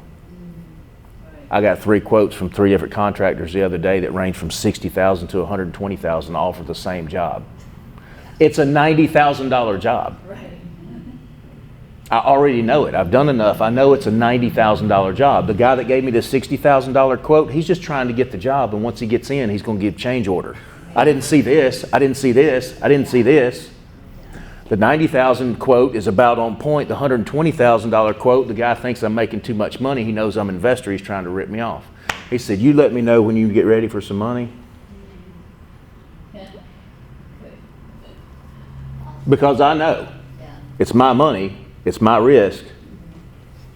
But the one was, it was $60,000. There's no way that was a $60,000 job. Like when he gave me the quote, he didn't line item out everything. He didn't have plumbing, electric on there.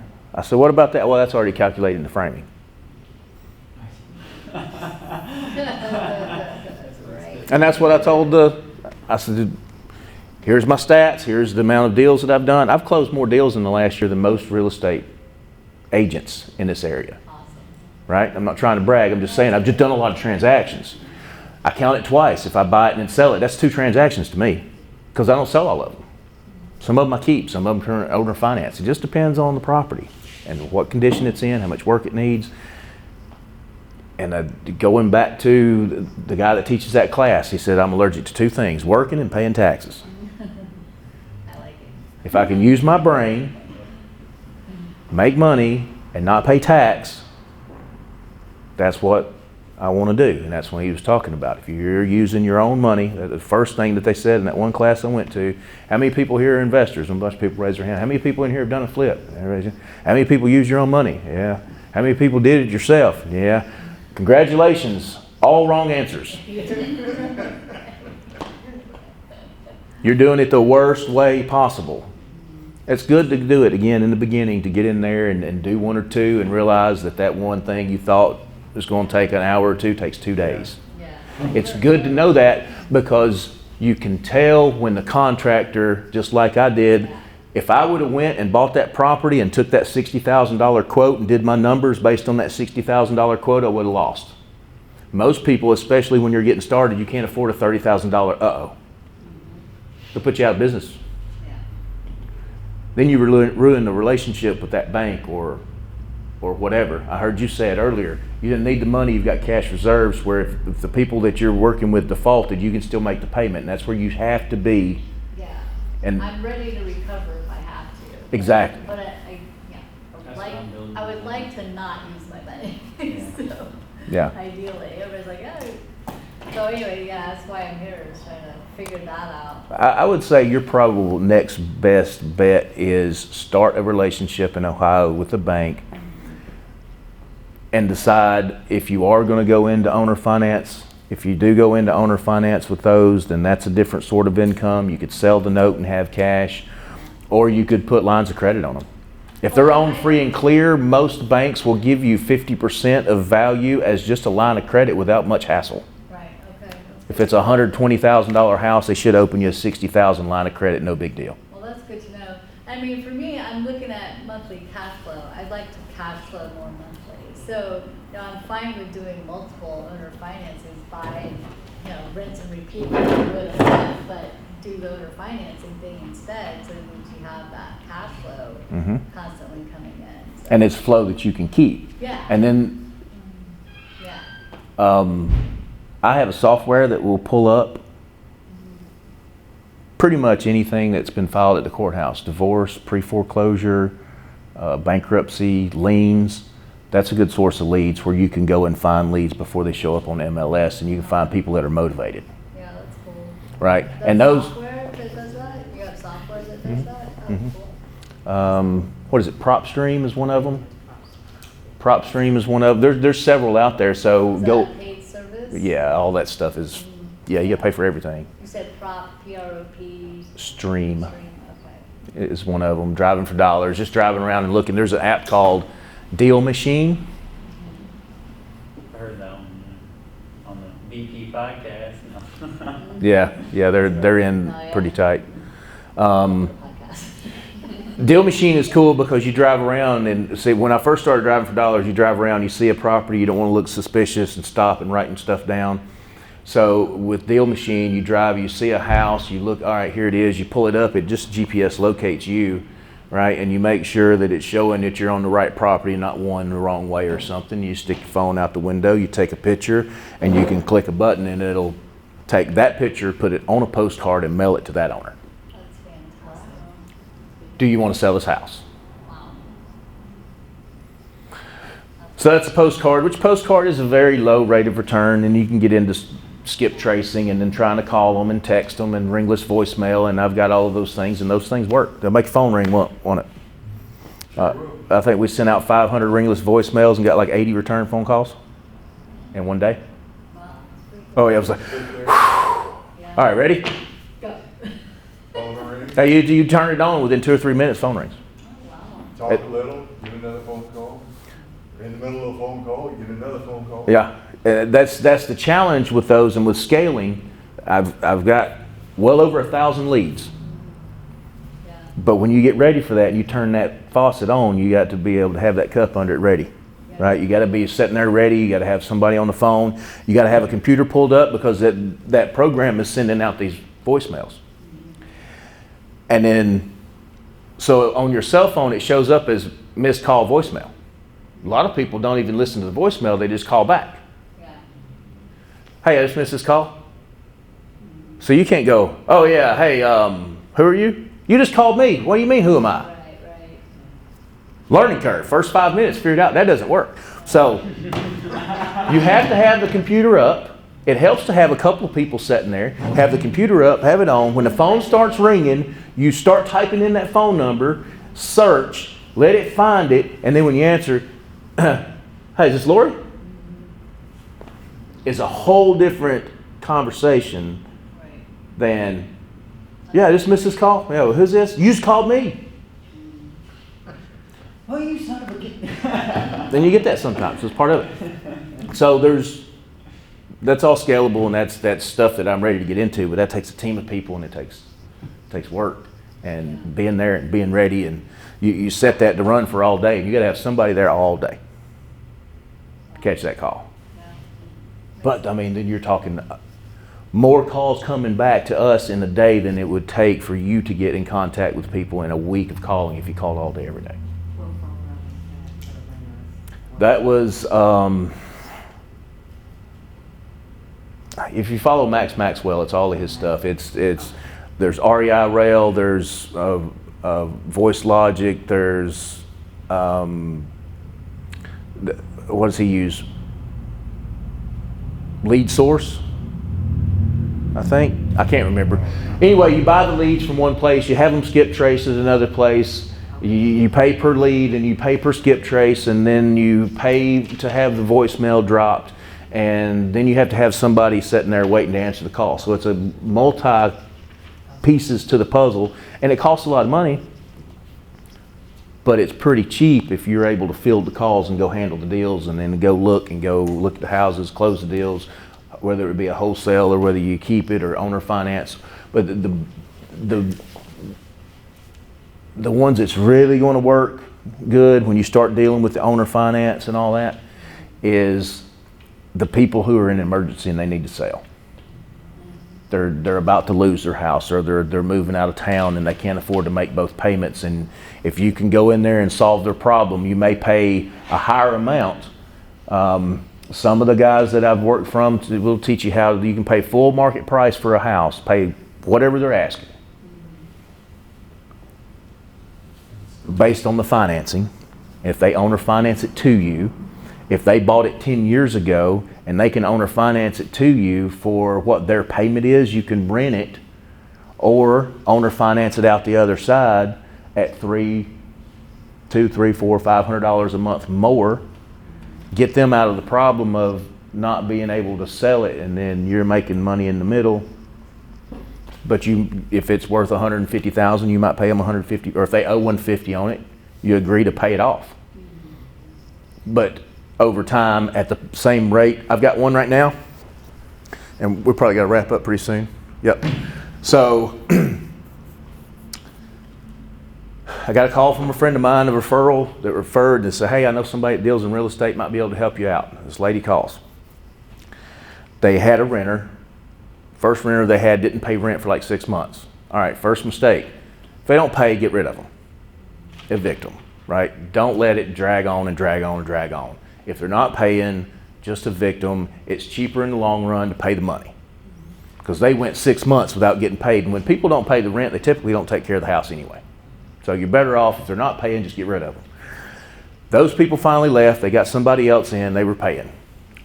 All of a sudden, they got a notice, hey, we bought a house, we're moving out. Instead of going back to the lease and making people stick to the terms of the lease and all that, and they said, all right, we'll just move out. These are accidental landlords, right? They owned a house, they tried to sell it, owed too much on it, no equity. They would be in the hole if they sold it by the time they paid the real estate commission. So they called me up and said, got a notice, these tenants are moving out,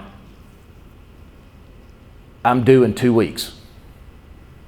I don't want the stress of this house. Is there something you can do to help me out? So on that property, what I did was a sandwich lease option. They leased it to me for what their monthly payment was. I turned around and I leased it with the option to purchase to someone else who had pretty good credit, but the guy had lost his job. He had a new job now, but he had a couple of months with no job. So I leased it from them, from the owner. I turned around and leased it to this guy, and I make $250 in the middle. He paid me $5,000 for the option, and for the option he has 2 years to buy the property. So I got $5,000. I can purchase the property. I have the option to purchase it at $120. They have the option to purchase at $150. If they exercise their option, the $5,000 they paid me goes towards the purchase price, so they can buy it for $145. I make 25 in the middle. The owner gets paid off. That gives me, without being a realtor, legal control to control the property because I've leased it with them, and there's a paragraph in there that says I can sublease. Most of your leases say cannot sublease. So the contract is written, purchase price is $145. They have 24 months to exercise purchase. No credit check for me on that. No money out of pocket for me on that, other than it took me a month to get it rented.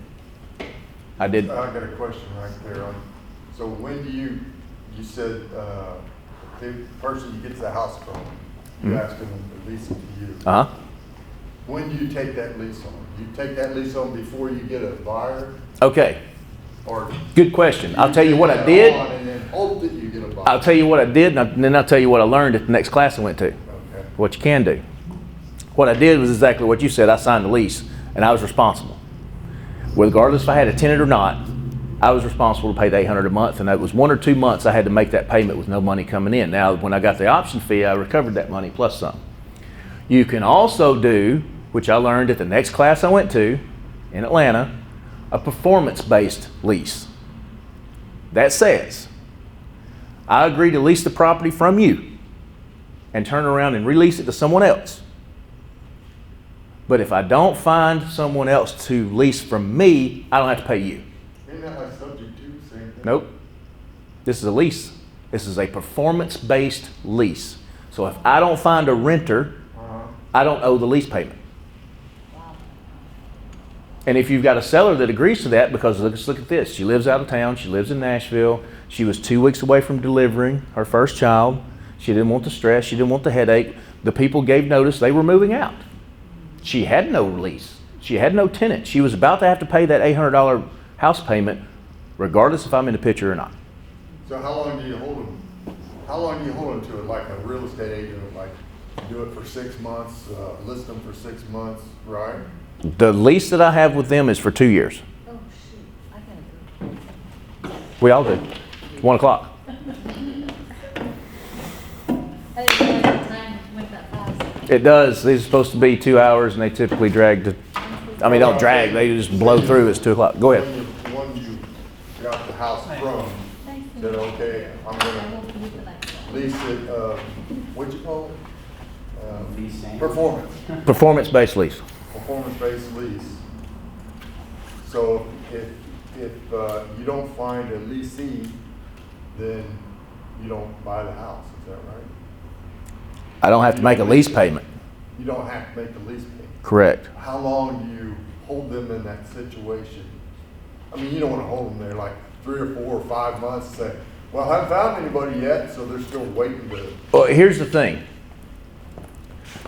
Thanks, everyone. You're welcome. It was fascinating. I'll be back. Thank you. I'm more likely to be able to find a tenant than they are because I'm offering something more attractive that the person that's looking is not going to find anyway, because I'm offering them also not just a lease, but I'm also offering them the option to purchase. It's been so far, I get a lot more hits on that than I do just a rental. Because rentals are everywhere. It's not very often you see a rental that says option to purchase. That typically catches people's attention if they're looking to purchase long term. I did get a few people on that particular property that were saying, hey, we don't want to do the option thing, we just want to rent it. Oh, yeah. Nope. Sure you do. Rent 1 or 2 months. I mean, we had quite a few people, and really what it was is they wanted it long term, but they didn't have the option money. Oh, okay. Well, we just want to rent it. Can we do like $1,000 deposit and rent it? Not on this one. I've got some others that are just straight rentals, but I don't actually own that property, so I don't want to put that into I don't want somebody to rent it for 5 years. That's not the purpose of me doing the deal with this lady, was so that she would not have to be making 2 mortgage payments, and eventually, as the value of the property goes up, eventually it'll sell. Right? 120 is about what it's worth. I'm sorry, 120 is what they owed. It was probably worth about 130, 135. But by the time they paid that, they'd be cashed out as zero. And it would sit on the market because it'd be for sale. So she would have to make that house payment every month. And it would be sitting there vacant. So you could hold it for 2 or 3 months. Well, I mean, you don't want to, but. yeah. But the way I structured it is when the property got to 145, or if I found somebody now that was willing to move into it and live in it a couple of years and pay 145 for it in a couple of years, it still accomplishes the same goal that she doesn't have to make a payment every month.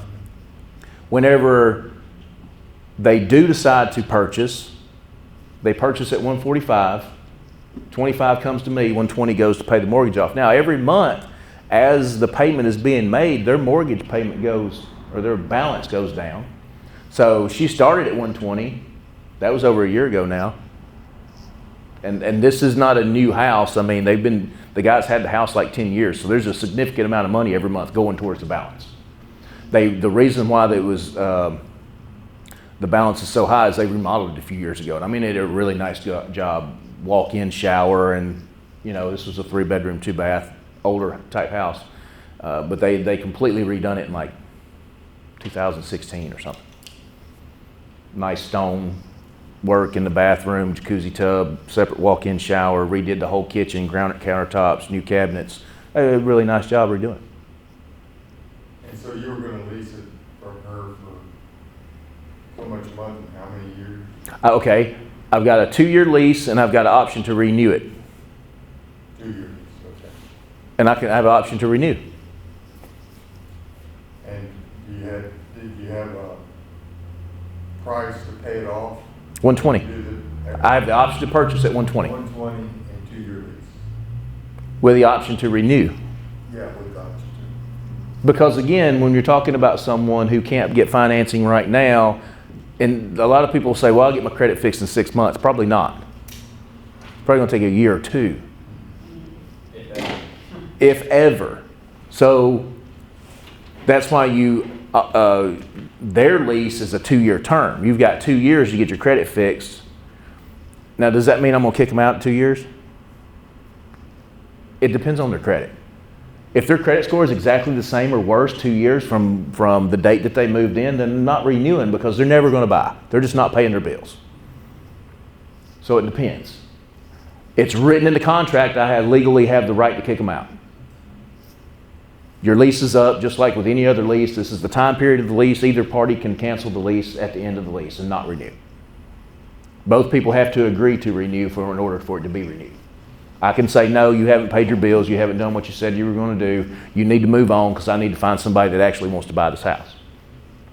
That's 2 years down the road. Could I then turn around and say, all right, well, I still have an option to purchase at 120. Now I'm going to, because home values have went up, what I'm going to do is put it on the market for somebody to buy it for 155 instead of 145. I have that option because I have in my contract, my option is renewable. What if the economy tanked and that house is only worth 100?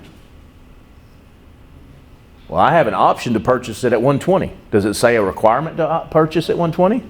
Nope. I can renew the lease. Because here's the thing, if the property value did drop to 100, that means it's worth 100 regardless of who controls the property or who owns it. So the current owner could say, well, listen, we think it's worth 150. We're not going to renew. We want the property back. All right, you got the house back. Now it's only worth 100. They're not going to do that. They're shooting themselves in the foot. They're better off to see, you know what? The economy went down. Housing prices went down. We're in a slump. We're going to have to ride this one out maybe 2 or 3 years. But in the meantime, the payment's being made. They're not having to make it. And then if the economy tanks like that, what happens to rents? Rents go up. So if that did happen, probably would be able to charge more money for rent because more people are going through foreclosures and stuff when the economy tanks like that. Or the people that's leasing want to stay. Right. Because where else are you going to go? If there's people getting foreclosed on and banks are tightening up and they're not loaning money so easy, that accelerates the drop in economy. All that stuff plays in together. But that's that guy I talk about teaches a whole class just on options. How to get options on property, sell the option. I've got an option to purchase at 120. I can sell, and I have someone else who has bought an option to purchase at 145. That's a 25,000 split. Is that worth money? I could sell the option. Or I could trade that option. Once you start building a network of people who deal with owner finance properties, and you got somebody who you own 5 properties, you own 3 properties, you own 5, you own 8. Now we're talking about 20 different properties that we all own owner finance. You've got a 2-bedroom and somebody's pregnant. You've got a 3-bedroom that's vacant. You could swap, you could sell your note, you could trade your note, you could trade options. I keep talking about this Pete Fortunato. They have a massive network of people in Pinellas County, Florida. Every month they have a REIA meeting, but instead of it being 5 people, there's 200 people. They have a network exchange, or they have an exchange meeting where they got a big whiteboard. You come in, you write down what you have, and you write down what you want, and then they trade stuff in the meeting. You've got a note that you own that's worth $100,000, and you've got an option that you own that's worth $10,000, and you need to borrow $15,000 for a down payment, and you just start. You trade this for that, and it's just a bunch of networking and people trading. What do I have versus what do I need today? How can I make a win-win deal for everybody?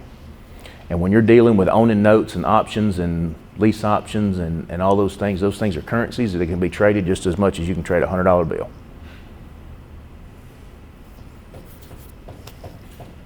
Okay, this guy on all the break again. So the sandwich still, could I do that? Because he have 2 mortgages, and I think that's what his problem is. He just wants somebody to take over the payments. How much is his payment?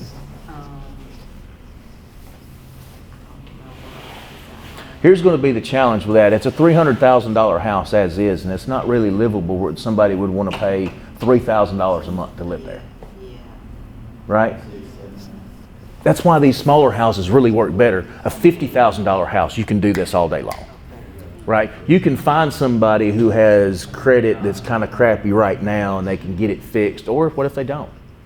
As long as they make their payment to you, what does it matter if they get their credit fixed if you do an owner finance on a $50,000 house? Someone that wants to get into a $300,000 house that needs $200,000 in work. See how it's a different ballgame? Yeah. That's going to be a struggle to do something with. That's a high end of the market, even as it sits today. That's a high value house in Dothan, $300,000.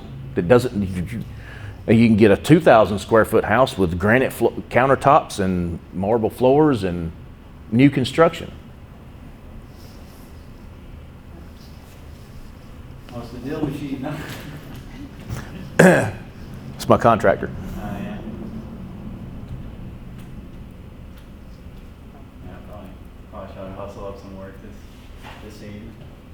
And he's probably trying to finish up the Airbnb house. Any questions? That was going to be a challenge, just it being a $300,000 house and needing that much work. You know, if you were sitting in California, no big deal, but we're not. We're in Dothan. You know, $500,000 house here is a nice place.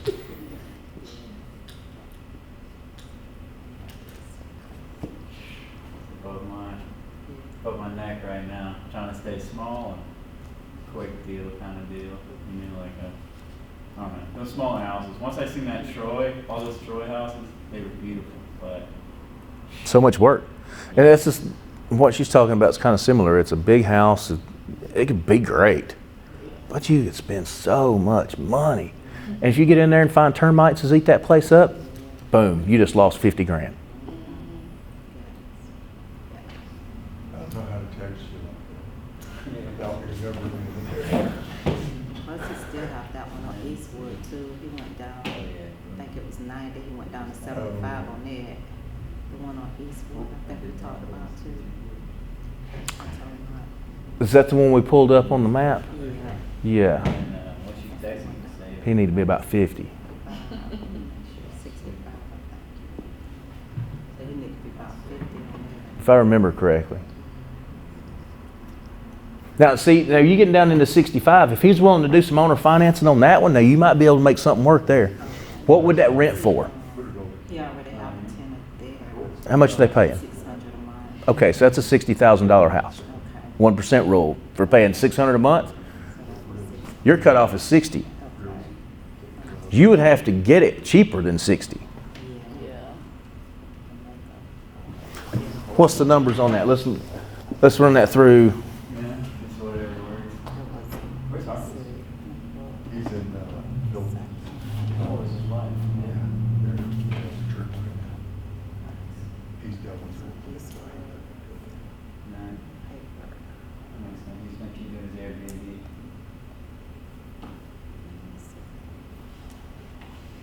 Alright, well, lunchtime, what my wife kills me.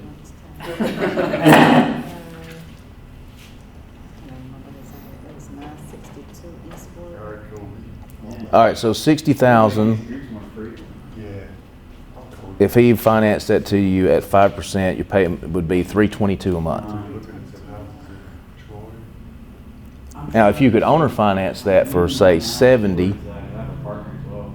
I'm You live in Enterprise? I live in Enterprise. and get $5,000 down As soon as I start getting pay stubs, we just sold the whole. at 10%, Say we, I work for my buddy. who owns a- payment to you would be $571. So that's $250 a month. He's my partner.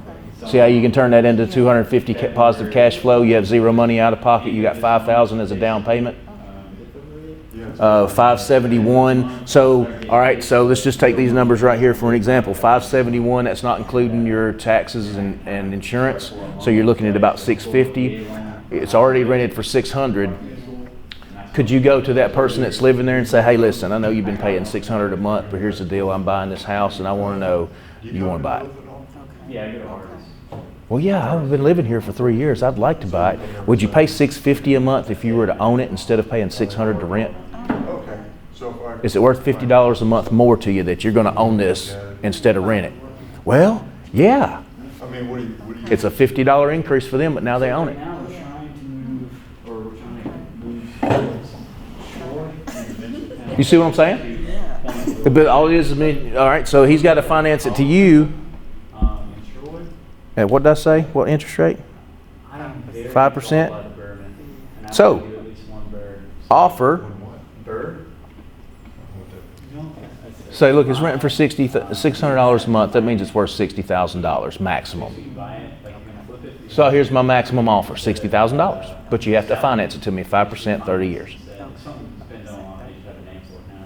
So, and you take the money and buy something else? Just- Yeah, you just just rent the it out. 1% So you rule. rent it out, Mhm. and then. Now that's your max. You might want to start at 58, 57. You get 70% value. So you increase the value, you get 70%. But he's an investor. You could just be straight and say, look, you know it's only worth 1%, right? Yeah? It's renting for $600 a month, right? Yeah? 60,000, not a penny more. It's the most I can pay. I'm just telling you straight up front, investor to investor, it's at 60,000. Maximum. That's not 61.5. One right now, It's 60. that's maybe I'm giving you the courtesy instead of starting at 50 and beating you up and arguing back and forth. I'm telling you my max. You're not supposed to do this, but you're an investor. 60. Go talk to the tenant and say, would you pay $650 a month and own this instead of rent I it? got, I can come. Might try 7. I got, what he was talking about, something written already. So how much money would you have in that deal? Yeah, just looking for properties that I can do that bourbon on. Kind No, of 570. just get more. How much money would you have in that Oh, deal? me? Oh, that? 50% or something. So is that better than wholesaling? Oh, yeah. You getting a $5,000 down payment Better than nothing, man. or a $5,000 wholesale fee? I'm not scared of rentals. Down payment. He talks. And then you get money per month. See why I don't like the wholesaling? That's Now, why I see I'm it. trying to get away. It's advertised as a quick way to make money with no credit, no experience, no nothing, right? No, it's not that. You have to have experience. You have to learn. You have to figure out how to do it. But if you're going to go through the process of learning 99% of the stuff to get the job done to make the money, why not do the extra 1% and turn that into $250 a month for 30 years? 40 grand in a year. Is that better than wholesaling? Oh, With the bonuses and stuff. How many of those do you have to where you don't worry about you're going to make a car payment and house payment and this payment and I got to go to work today? You know, is my $10 an hour, $12, $15 an hour job doing this, taking time away? You know, you get 10 of those is $2,500 a month, and you don't have to take money out of your pocket. That's why I like these. They don't come along very often. He may say no.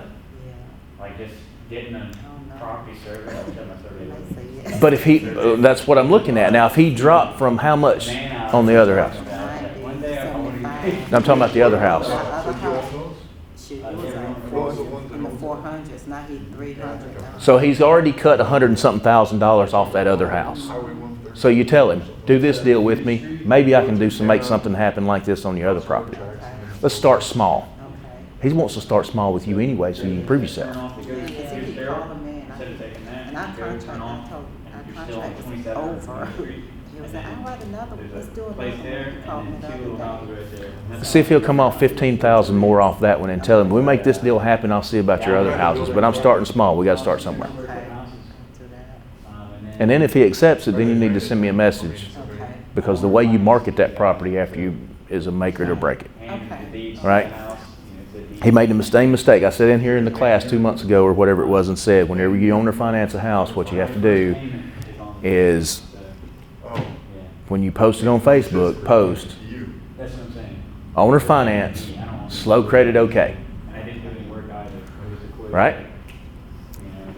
He made his post, and I told him what to put in there. He made his post. He said, I ain't getting very many hits. I've only got like 2 hits on it. I said, send me the link. I got the link. What did it say? For sale, 2-bedroom, $30,000. The owner finance was hidden way down in the bottom in the description. No. I told him. What did I tell you to change your title to? You told me to change my title to several things. Wait. No, the title for the owner finance. Because you had it listed as the price, 2-bedroom, 1-bath. Oh, okay. Title. I was thinking title like deed. On Facebook Marketplace, it was almost instant. My phone was ringing off the hook. Basically, don't put the price anywhere near the thing. Well, you put it on.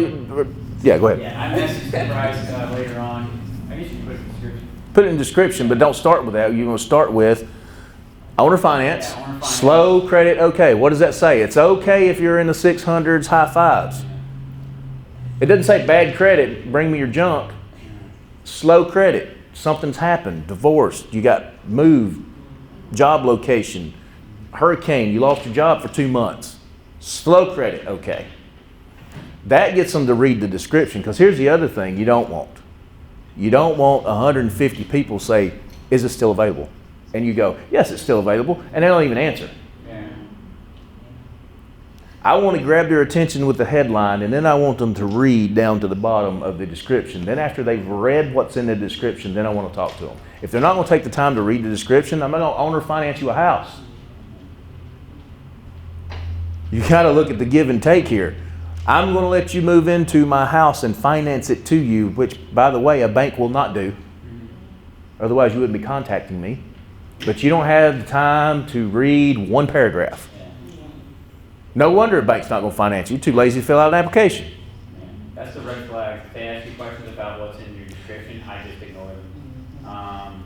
Also, the small numbers is what they want to see. What am I going to have to pay a month? That's what he showed me. That's the next line. X number down, $650 per month. 3-bedroom, 1-bath, 1,400 square feet, and then you get into the details. Hey, but you're going to filter through some. Well, I mean, that's a good problem to have, though. The first one I did, I went back and counted it up. I went out there on Saturday morning with a cup of coffee, sit down on the back porch. My wife said, "What are you doing?" I said, I'm about to post this house, and we'll spend all weekend answering messages on Facebook." "No, you're not." Boop. I sat down with my coffee. I had 2 sips. Bling. Yeah, it was incredible. Like, I took his advice. He said, I think it was in November when he said it, but he was like, yeah, just post it up and tell me in 2 days. And I think I posted 3 days after because I was trying to get some stuff fixed or whatever. Yeah, it was in November because the roof didn't overfly. But I posted that thing and I was like, I guess I'm not going to get anything. And then he showed me what to do about changing the info around. And my wife deleted, we have a shared Facebook, she deleted their message. She was like, I can't handle this anymore. She sells stuff on there too, like little clothes and stuff. She's like, I can't handle it. She deletes the app. And then around 6 o'clock that night, because I posted in the afternoon or something like that, I clicked my phone off, and I'm just like, all right, well, I'll pick it up tomorrow. Just so many red numbers I can't even count. I'm like, all right, well, filters through. Is it available? Is it available? And I just copy and paste like yes, or my little paragraph that I made. Yep. That's, you want to come up with it because you get the same answer or same question. Yep. How much do I have to move in, or how much is the payment? Yeah. Was that not the number one thing? Oh yeah. How much is the payment? Is this rent to own? No, it's owner finance. You know, so I had All right. paragraph. This is not rent to own. It's owner finance. Blah, blah, blah. Like I had this perfect paragraph. Like, you know, don't. It gets to a point though. To me, I had to get off my phone, and I would just like every hour or so I go to my computer. It's a lot easier for me to filter through. But I was, yeah. Well, that's why you got to plan for it, because you got to know it's going to take some time. But that gives you options. You're not picking between 5 people. You're picking between 100. And when you start narrowing it down to, then you start checking people's Facebook and checking and see, and they talking crap about their employer and crap about their past landlord, and Facebook will tell on you. Right? Well, you tell on yourself on Facebook. You're still the same person before Facebook came out. It's just now that you post all your public. Yeah. 2 months from now. Yeah. I mean, at no point, even if this guy on the 15th defaults, which would be silly, but he my stomach did start turning. Around about a week ago, I was working, and my buddy, he works with me, so he walks by and he's just like, hey, that Jeremy guy ever talk to you? Because I had sent him the bank account information and everything for my separate bank account. And I was just like, no. And I started thinking, I'm like, oh man, this guy ain't gonna pay me, whatever. And I called him and his wife, and neither one of them answered. I'm like, all right, benefit of the doubt. But in my head, I'm just like, it's over. I just spent $1,500, you know, like for the things. I didn't get a down payment, and that's the risk I took. But then I rode, or my buddy told me, well, I rode by and he's done work on the porch. I was like, okay, well, he's invested. He's turned on the power bill. He's turned on the water bill. So he's invested money. So I'm like, all right, well, it'd be silly. And I kind of just forgot about it. About 6 o'clock that night, and Jeremy calls me up and he's like, hey, yeah, I seen you call. I was about to call you. I wanted to, you know, and he just got my bank account information because whatever, the new phone thing, whatever. I don't know, but I was like, oh, what have you done? He's like, oh, I got this contract lined up, everything like that. And he's just telling me this person is like, I can't remember what the contract was, but I Googled him and it popped up. I'm like, okay, well, this guy's already got people lined up. So I'll tell you on the 15th if he pays me, but if not, I'm not stressing. I mean, I have no doubt in my mind that I could sell this if I wanted to. Because I was having cash offers that just weren't pretty. So I feel if I structured it to sell it, I think I could. Well, you can turn around and if it falls through, you can sell it in a week. Rough estimate, if you got the price right, you have to go back to, is their monthly payment where they could own it going to be about what they would pay in rent? And that's what I just did with you. $600 was what they're paying. If they would be willing to pay $650 and own it instead of rent it, it eliminates you the risk of the owner landlord, makes them owners. That risk transfers to them, but then they have the pride of ownership. And if they're willing to pay $50 a month more, you've got a deal on that one, and I bet your guy will take it. And that's so much better than a wholesale deal where you make one fee and then now you got to go find another one.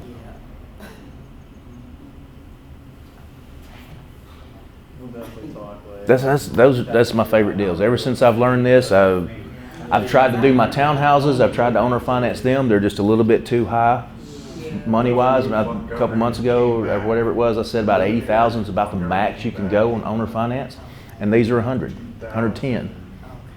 I sold a house for $79,000 in a week. I can't sell these at $110. I could probably sell them on MLS for $115, $120. Got a realtor to pull the comps. They went up in value. They're building more houses on my street, so that they went up in value. I could sell them just straight out. But the owner finance model, that much per month, it'd be over $1,000 a month, and most people that can afford $1,000 a month are wanting to buy. So, but your $650 a month price range, I would hit him up with that, and if he takes it, let me know, and I'll help you. I'll do the same thing I did with him, help you walk you through the steps of make sure you get it set up right. make sure the contract's written correctly. Wire back